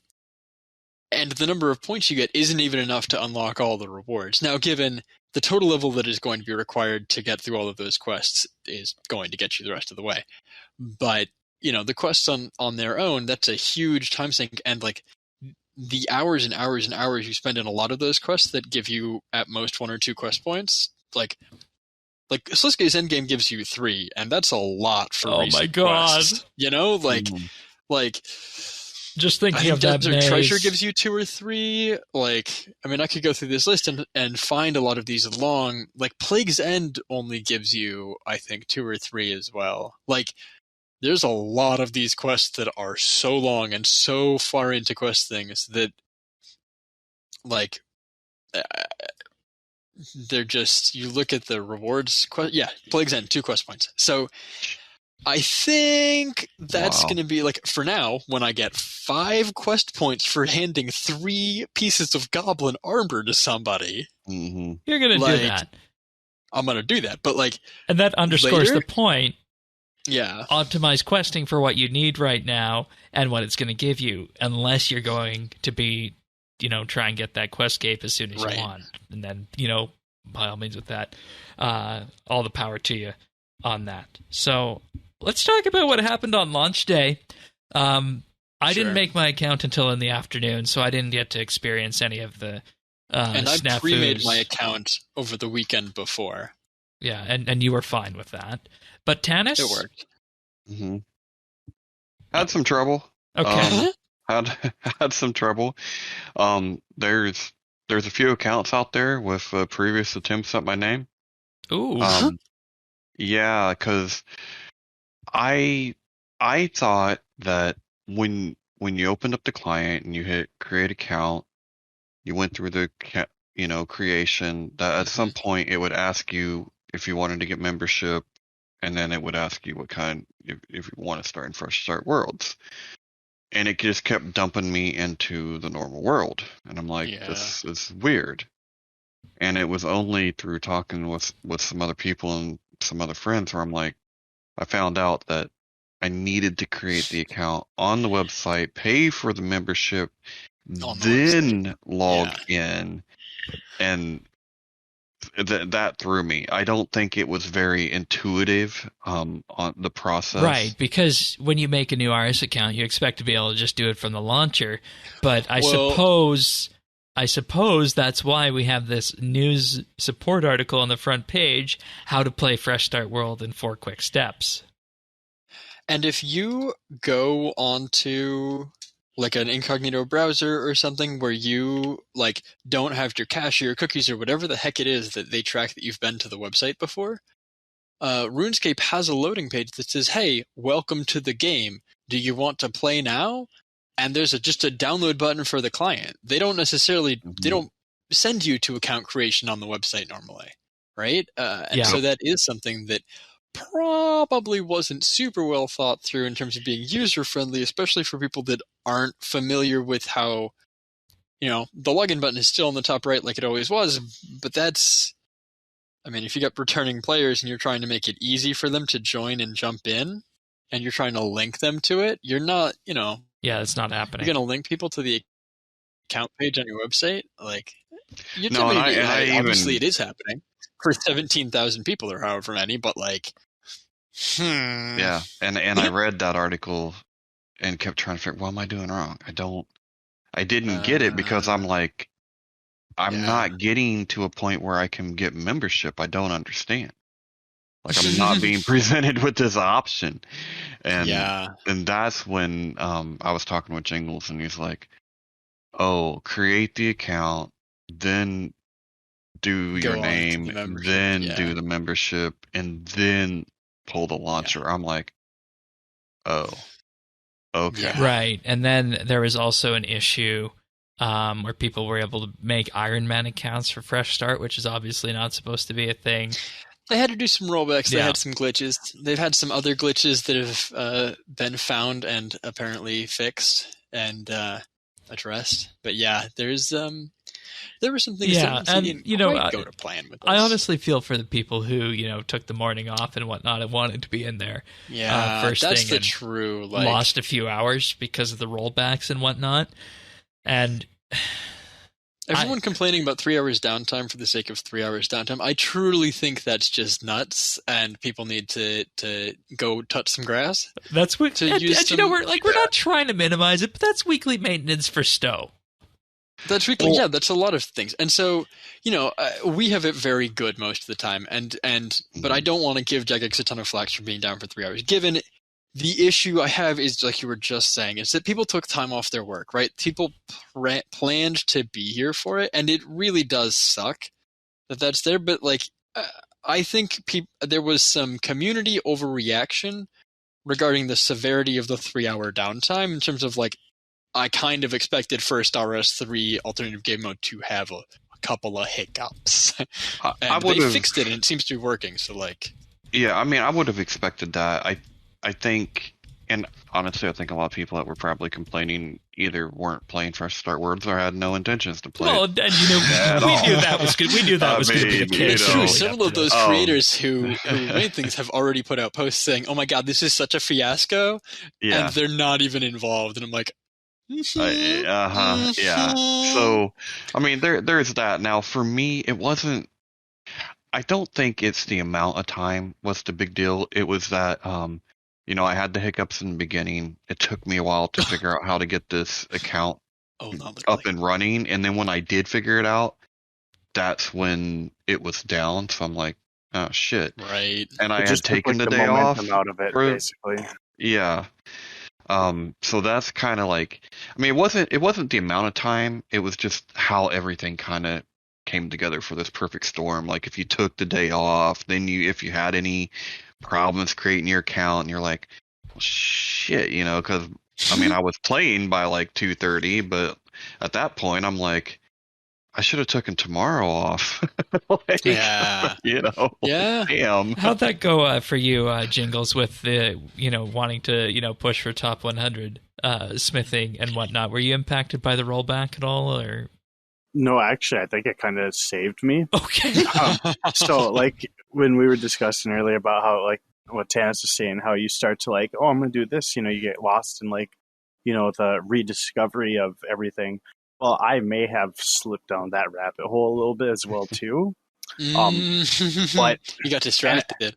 yes, but I was still keeping pretty good progress. I mean, like, towards the mining and smithing, but there's just other things that I wanted to, like, do and, get a couple other levels up. I was like, oh, I want to get some of my progress up and see what boons and stuff I can get. Sure. So I kind of, like, spread out a little bit, and I probably wasn't as laser focused. Clearly, like, it changed my path. I mean, like, the primary goal that I was doing was mining and smithing to begin with on my main. And then when I started back up, I actually, like, somebody had linked me, like, this efficient Iron Man pathing guide. Oh, I know the guide you're talking about. And I looked at it, I was like, this is really interesting. And, I was like, I'm going to give this a go. Some of those things don't apply to Fresh Start, like the Croesus stuff, because nobody's able to carry you. But yeah, it's a cool guide. But aside from that, I mean, like, there's still a lot of stuff that's applicable. And because quests have such an early impact on XP. your progress and XP as well too, like all in one, it's been really, I guess, like, fun, and it gives me, like, a path to work on. So, and now the mining and smithing has moved to the alt, so I mean, it did alter my path a little bit, and I enjoy the path that I'm on now. So with the mining and smithing push, presumably just smithing, you're going to try and maintain top 100 on that, or how do you? I'm going to do the best. I'm not. I fell out of the top 100, but I'm going to probably do what I can to, keep at it and see if I can get up there. I've already seen on the high scores some of the people's levels and stuff like that, and what it comes down to is, like, well, I have the time to compete. I'm off work sick right now, but that's only like a temporary thing. Yeah. So, yeah, there we go. That, yeah, I just had to add the cough in there, for a bit of of course, sure, for effect. Yeah, for effect there. But I mean, so yeah, I don't know. I mean, we'll see how things go. How do you feel? Obviously when this thing first launched, we raised the question: should the competitive have been rolled in with the Fresh Start? Because obviously it feels like the competitive angle is designed for us existing players, but I think everybody who's here on this podcast episode is 100% would be 100% happy without just the competitive aspect, because of everything we've learned this week. Honestly, I think that's cool. Yeah, wait. So could you rephrase the question? Well, I'm not sure if I completely basically, I'm just wondering: would you be okay with Fresh Start without the competitive angle, with what you've experienced so far this week? I'm going to say 50-50. So, Okay. Yes, because I'd be okay with it, just like what you were talking about there. But part of me also is like, if this is done properly, it kind of opens up like an avenue for leagues for RS3, which is something that which is why I've personally wanted. for a agreed. while. And so I think that either if this pans out well, I think it's a good opportunity to look into, Right, especially and if they're pulling, if they can do the metrics and see if they're pulling in actual new players, or lapsed players, Right. this might be a good opportunity for that. I mean, looking at early stuff on the dropped items or forgotten items, whatever it is, the RuneScape player count tracker, it looks like the number of players is up a not insignificant amount, to use very scientific language, this week. So there are more people playing RuneScape this week than there were in the previous weeks. Maybe that's just hype, maybe, but again, if nothing else, Jagex has made 17,000 accounts worth of memberships. And again, we'll see next week if maybe how many of those were Prime account memberships or something. But yeah. I think there's going to be Jagex has clearly, made some profit off of putting this out there, and I hope that it's enough to have justified it. Well, and that it continues to be. Interacting with some of the people that I've been playing with and coming across, there are people who are lapsed players that are back into the game. Yep. Oh, totally. I've noticed that too, and I've helped some people out where I can along the way, as well. So yeah, you can definitely tell that it's had some sort of an impact, at least. I guess right now we just don't know what that is. Well, and that's, speaking of those people that are back, that's a really good segue into I keep running into people that are that old RuneScape vibe. They're like, hey, what level are you? What are you working on? What's your goal? Yep. And especially here, where there are people that literally, it's not just try to get a goal for a level. It's literally, what's your goal? Are you trying to push for super high levels? Are you here to just make an alt? Are you back? That question carries so much weight. And I've seen so many good conversation people about it.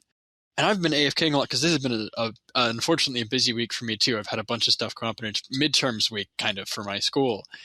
And so it's been a busy one, and I haven't had the time to get in and be fully focused on the game as such. Obviously 60 quest points in, I've done some, but in terms of those big grinds where I'm just chilling at a woodcutting tree with somebody for an hour or two and just chatting, man, I don't know. It's some of that old feel is back a little bit, and the people just generally seem hopeful. I keep seeing people handing each other tools. Hey, does anybody need a mithril hatchet? Because I got some extra bars and I got you. That was a big thing on the first day at the Berthorpe mine. Everybody was, getting, free steel pickaxes and such. Handing down their used, yeah. Yeah. The race is one thing, and, each skill has its own method. And I said this is that when we were asked about how it felt, and, I said it feels like New Skill Week all over again, because we're effectively trying to relearn the best way. 28 new skills. The best way to do quests. The best way to do these skills without having stuff in the economy, and that all factors into the whole people discussion as well. So, and I want to talk about that. Have you guys met anyone interesting? Had any good conversations and whatnot? I know you said you haven't really had a chance to do that yet, Taxi, but Tanis, a couple of new people. I've seen a couple of truly back people too. So yeah, I mean, for me, it's been a matter of I've been making the Blues Brothers joke. It's like getting the band back together. We're on a mission from God. All my old friends are back. We're playing. We're reconnecting, and having fun, and that's been great. And going back to the competitive end, I think the best way to look at this is no one would not play Fresh Start Worlds because there's a competitive aspect. That wasn't going to be competitive, right? I'm not being competitive and I'm still playing. I think there are a few of the creators that are I think this is going to promote unhealthy play habits, so I'm not going to be a part of it. Well, they're the kings of that. Let's be honest about that. Fuck the creators. I'm talking about the regular players. Actually, yeah. Conscientious objection notwithstanding. Yes. But the people that you could get, you're going to get more people because, I want to be competitive than you. I don't know. I don't see it hurting. I see it only having a benefit, not really having a downside. Because let's face it, when it comes to the clout chasers, they're gonna chase the clout, they're gonna chase that dragon, they're gonna get that hit and that like and that whatever. No, but see, here's the problem I have with that. And I said this before too. Like, your brand is this game. In some of their cases, very literally. And you, like, as part of that, you want the game to do well. You need to look for the things that they're doing well, and they're trying to put out good stuff.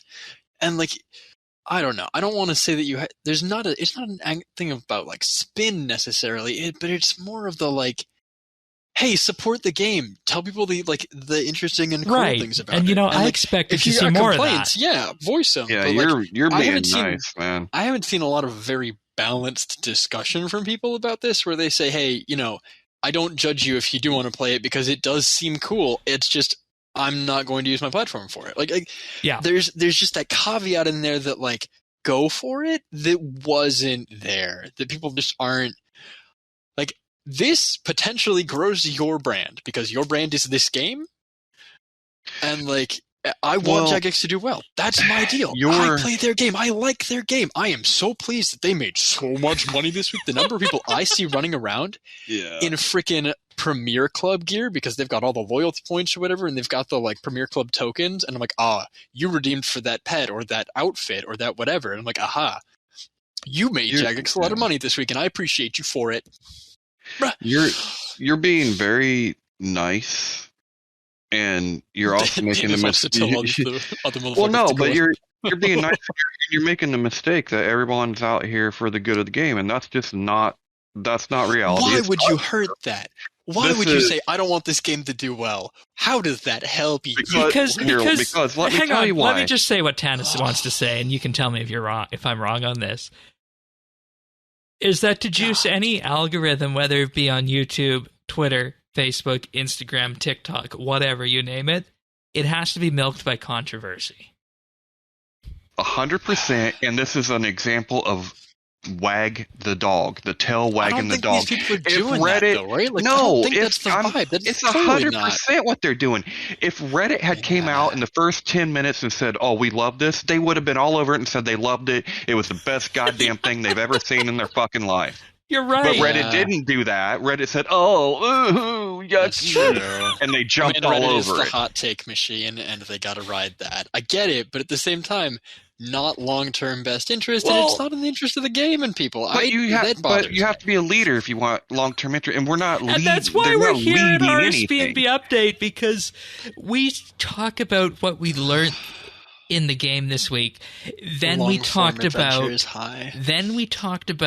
the problems that we had with that and how those are going to be smoothed out and why this is important for everybody who wants a league. In my opinion, if you want RuneScape 3 to have leagues, you need to be behind Fresh Start Worlds 100%, in terms, at least in concept and idea. You do. Again, you're shooting yourself in the foot if you're not. At least give it a shot. Just like you guys were saying earlier, it's fine to sit there and point out, I think this is a balancing issue. I think this is an issue. This is a problem. Just give constructive feedback, but don't just shit on it and be like, "Oh, me no like, I don't want to do it." There is currently a Twitch promo to get 7 days of free membership.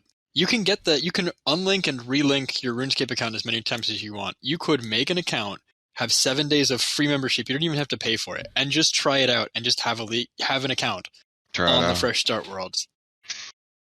Yeah, and just see, as long as you have Prime. If a podcast listener came to me and was really conflicted about it and wanted to try it, but wasn't sure if they'd want to invest the money in it, I would personally buy that person a bond. Yeah. Mm-hmm. I mean, and again, even it's $5 for a month for Amazon Prime. Just make a new email, make a new Amazon Prime account. Shane, can I have a bond? Spend $5 and try it out for a week instead of spending $12 for a month, or $8 for a bond. I don't know. And I think this is what we're also seeing in game, is that, to bring it back to the people aspect, the people in Fresh Start Worlds actually all want to be there, and I think that's why we're having a net positive experience on this in terms There's of no just free-to-play side of it, and there's no free account side of it. in terms of just rediscovering what RuneScape means to everybody who's playing. And of course, it means something different to everybody else, but at the same time, we're all rediscovering and relearning what RuneScape is about, and that's going to be one of the most important things, I think, that comes up with Fresh Start Worlds. Well said. Yeah, agreed. And I mean, I thought that was going to be the sentiment going into it, but I'm glad it's panned out that way. Before we start talking about some of the little economic wrinkles that have happened, Jingles, Tanis, Thax, you guys have anything else on the people or the competitive aspect of it before we move on? Oh, I've done enough damage for one day. I just learned that Tears of Guthix has a 49 fire-making requirement. Holy shit. And I'm a little surprised. I mean, fire-making, as we have already discussed it's today, quick, I don't remember but who damn. it is quick as heck, but 49! Is it for the lantern? I guess I have. Yep. You can get It it. would You be. Yeah, can it get a must bullseye. be. For the record, also just again because I'm a hot tip machine today. Apparently, you can get unlimited free ropes, bullseye lanterns. You can get stocks of 2 law runes, and I forget what the last thing is, but you can get a ton of stuff from the Lorehound if you put 50 quest points into it.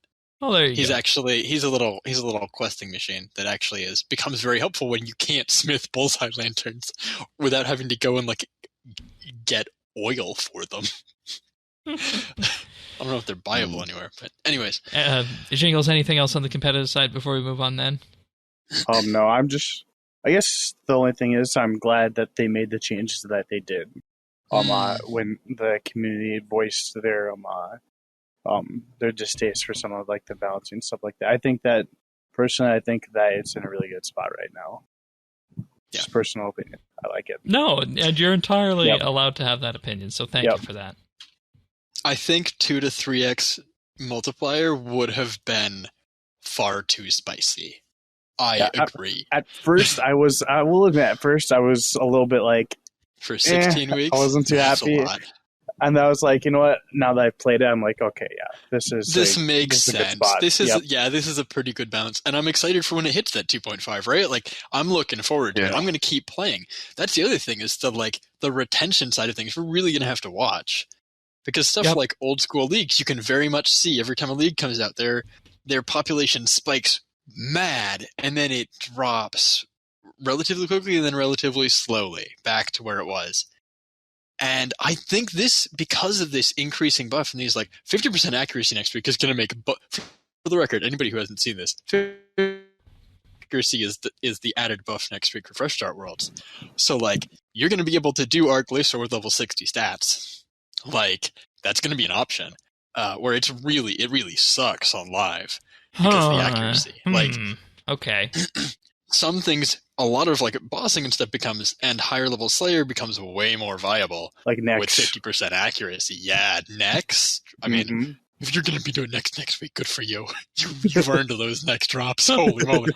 But 1 week into an account, that's spicy. Yeah. But yeah, that's cool. That's a cool buff. I'm excited for it. And 1 week in, that's when the economy is going to start. We're going to see start functioning, taking boss shape drops and whatnot, and alcohols, and people talk about the economy and getting the GP and whatnot in there, and we'll just address this right now. There was a bug that was mentioned today in patch that somebody was able to somehow smuggle an RS3 account into the Fresh Start Worlds and trade. That was crazy. And trade goods and items into Fresh Start, but that has been patched, and presumably the account that did it. Yeah, I think they probably removed all those items. Yeah. Because they can see the trade logs of it all. Yeah. It was a mule. What'd they do? Use their prison wallet or what? Oh boy, Dennis. And the new economy is pretty much all forcing us to play like an Iron Man, at least at the beginning on that. And when it comes to it, at the end of the day, the GE isn't working the way you would expect it to work, not because of some technical problem, but because the GP and the items just don't exist. There's no for supply what for what you might want. So that, of course, resorts us to going back to our own personal networks of friends and whatnot, going back to person trading for some things as well. And then, like we talked about in our previous segment, just the generosity of people that you might run into in terms of people who are on day one giving away free equipment and whatnot. And I know we were talking here, Tanis, you said when we reach the appropriate woodcutting levels and whatnot, you'll hook us up with the hatchets that we need and whatnot. So absolutely. I mean, at first, I even toyed with the idea of I kind of like this starting over at the GE, and I thought, what would happen if the GE just started over? But then my friends were like, are you going to wipe out everyone's banks? I'm like, no. They're like, hang on, then it'll just start right back over. I was like, oh. You in the past were for civil asset forfeiture in RS. I was. Oh my gosh. All right. All right. Well, this show has gone on so long. That's a rabbit hole I don't need tonight. So we're gonna have a real fresh start in the new world every year. We're just gonna basically, put simply, Tanis wanted the people's banks who were doing the elite dungeon glitches to skip the bosses and whatnot. He wanted all their assets taken and given away. Primarily to him. Of course. Well, I mean, we can spread. I'm all for spreading the wealth, I mean, but anyways, get a little something. I'm enjoying cornering the market seemingly on golden roses. Anybody else have any stories like that about where you're making money or what's happening with that? Quest point dice, man. Quest point dice. Those dice. Actually, I was doing something different. I guess I don't know if I feel like I should say it right now or not. Don't worry about it. It can be a future problem. No, what I've been doing is buying fortunate components for cheap from people who have been chucking them on the G. Oh, because this stuff is gonna carry over to the main game afterwards. So yeah, a 1 mil fortunate component right now is like between 50 and 100K. So that's pretty interesting. Yeah, just playing around with the G and seeing what you can. Like I said, I am a connoisseur of unusual moneymakers. Yes, so I like to poke around on the GE and see what are people throwing in things for like 2 GP just so that way they can get their 5K to get that one item or what? I don't know, but I'll capitalize off it. And at the end of the day, we're all focusing on playing the game, but you also have to realize that through this, Jagex is gathering a boatload of useful economic metrics about how this is working and where the hotspots are in where do they empty need, economy, what supply they need to up, what supply they need to down. Yeah. So it's all in all, it seems like it's been a good experience for us. And obviously somebody who wants to come in and just dump a boatload of money to get started isn't going to be able to do that. You're back in that same kind of situation. And in all honesty, what it feels like is like building up in Minecraft, if I was to make a comparison. So, but yeah, feels like the first time. Yeah, come on. Feels like the very first time. Yeah. All right. With that, is there anything else on the economy? A fresh start before we wrap this show up? No. Okay. Nope. That's good. I mean, it's cool. Yeah, it's cool so far. We'll see where it goes next week when we get into actually trading and stuff. This week, I haven't even been into the GE yet. Okay. All right. Well, just to wrap things up, then we've already, of course, done what we've been doing. Obviously, it's all fresh start, but we do have a thing called the Pick of the Week, and this was something that was unanimous amongst many of us, and what we wanted to talk about in the Pick of the Week was NASA's DART mission reached its final target, and we saw an impact onto an asteroid. And the idea behind this was that they were to make this impact in an effort to redirect the asteroid's path. This is one of our first forays into doing this, and the idea behind this is that you'd be able to do this and potentially nudge an asteroid slightly off path so that it wouldn't pose a problem to the planet if it was deemed that there was a high chance of it impacting. And the most interesting thing about this, and there's video of this, is there's a video from the actual spacecraft. And I mean, who would have thought in 2022 you could get video from an actual spacecraft of a spacecraft impacting into an asteroid?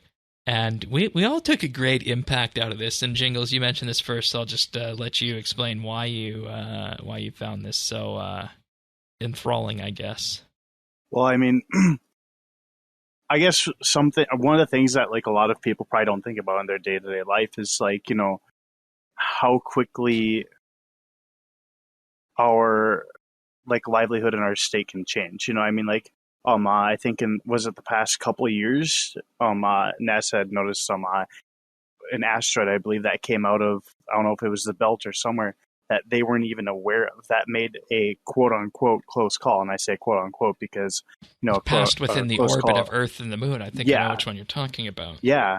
And it was one that they were completely unaware about. Mm-hmm. So, you know, like, when you think about it, like, had that been something that would have had the trajectory to hit Earth, I mean, like, that could have potentially been either a extinction event or, you know, just a very big change to our livelihood. So, like, you know, being able to be a little more aware of like things that aren't on our planets that, you know, could cause issues for us, you know, just to be aware of like, you know, there are other things that that can cause an impact on our lives and, you know, can have us continue going as a species.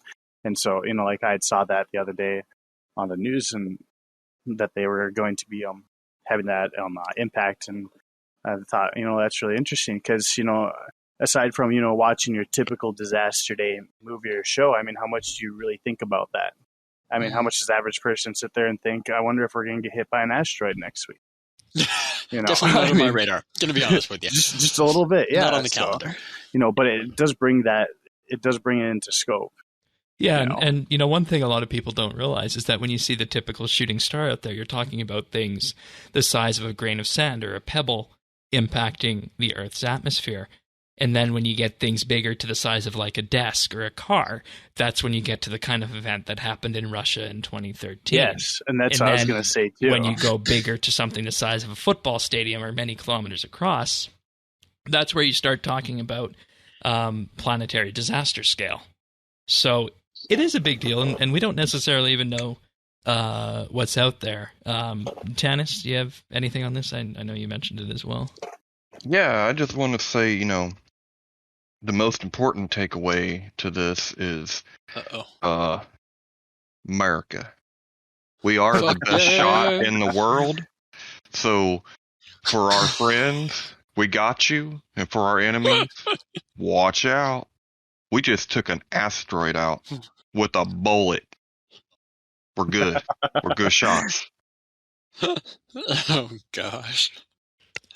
Thaxi, do you want to bring us back to Earth or back to solid ground on this? Any thoughts?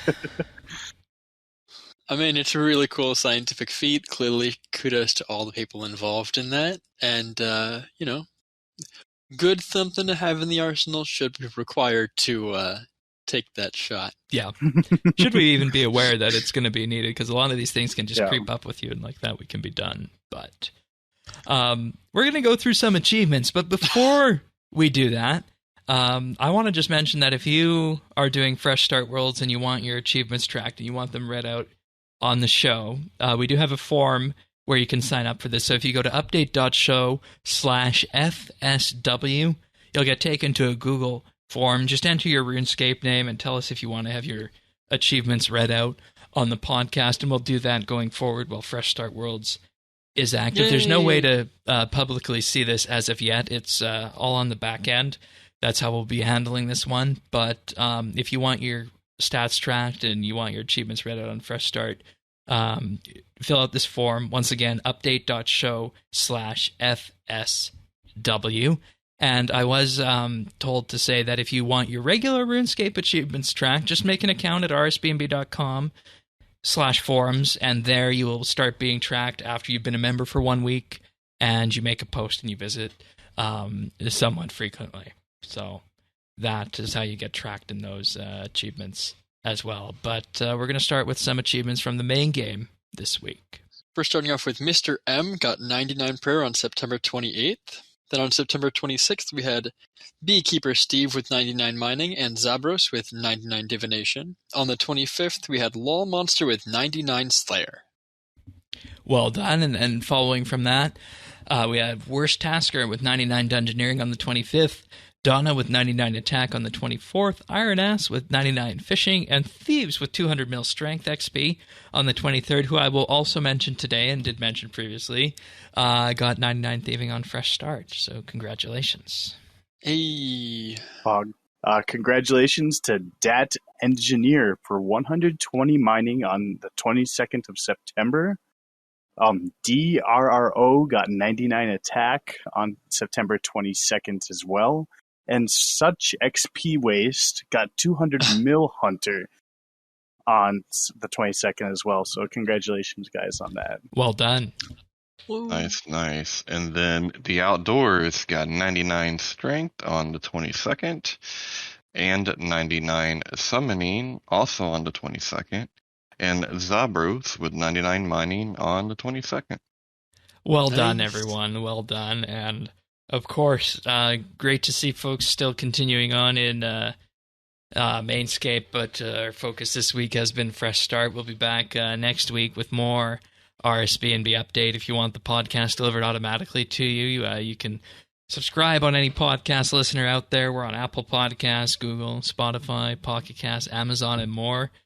Just visit update.show/subscribe and click on your favorite listener. We're also on YouTube at youtube.com/RSBNB. That's where we put up the full video shows and the nibbles as well, amongst other things. Give us a like and subscribe there. It greatly helps the channel out. But that's it for this episode. So thank you, Jingles, for joining us on this one. Thank you very much for having me. And, of course, to Tennis and Daxi as well. Thanks to the both of you, and we'll see you next month. Or not next month, everybody. Next week, everyone, for another episode of RSBNB Update. Ciao. See ya.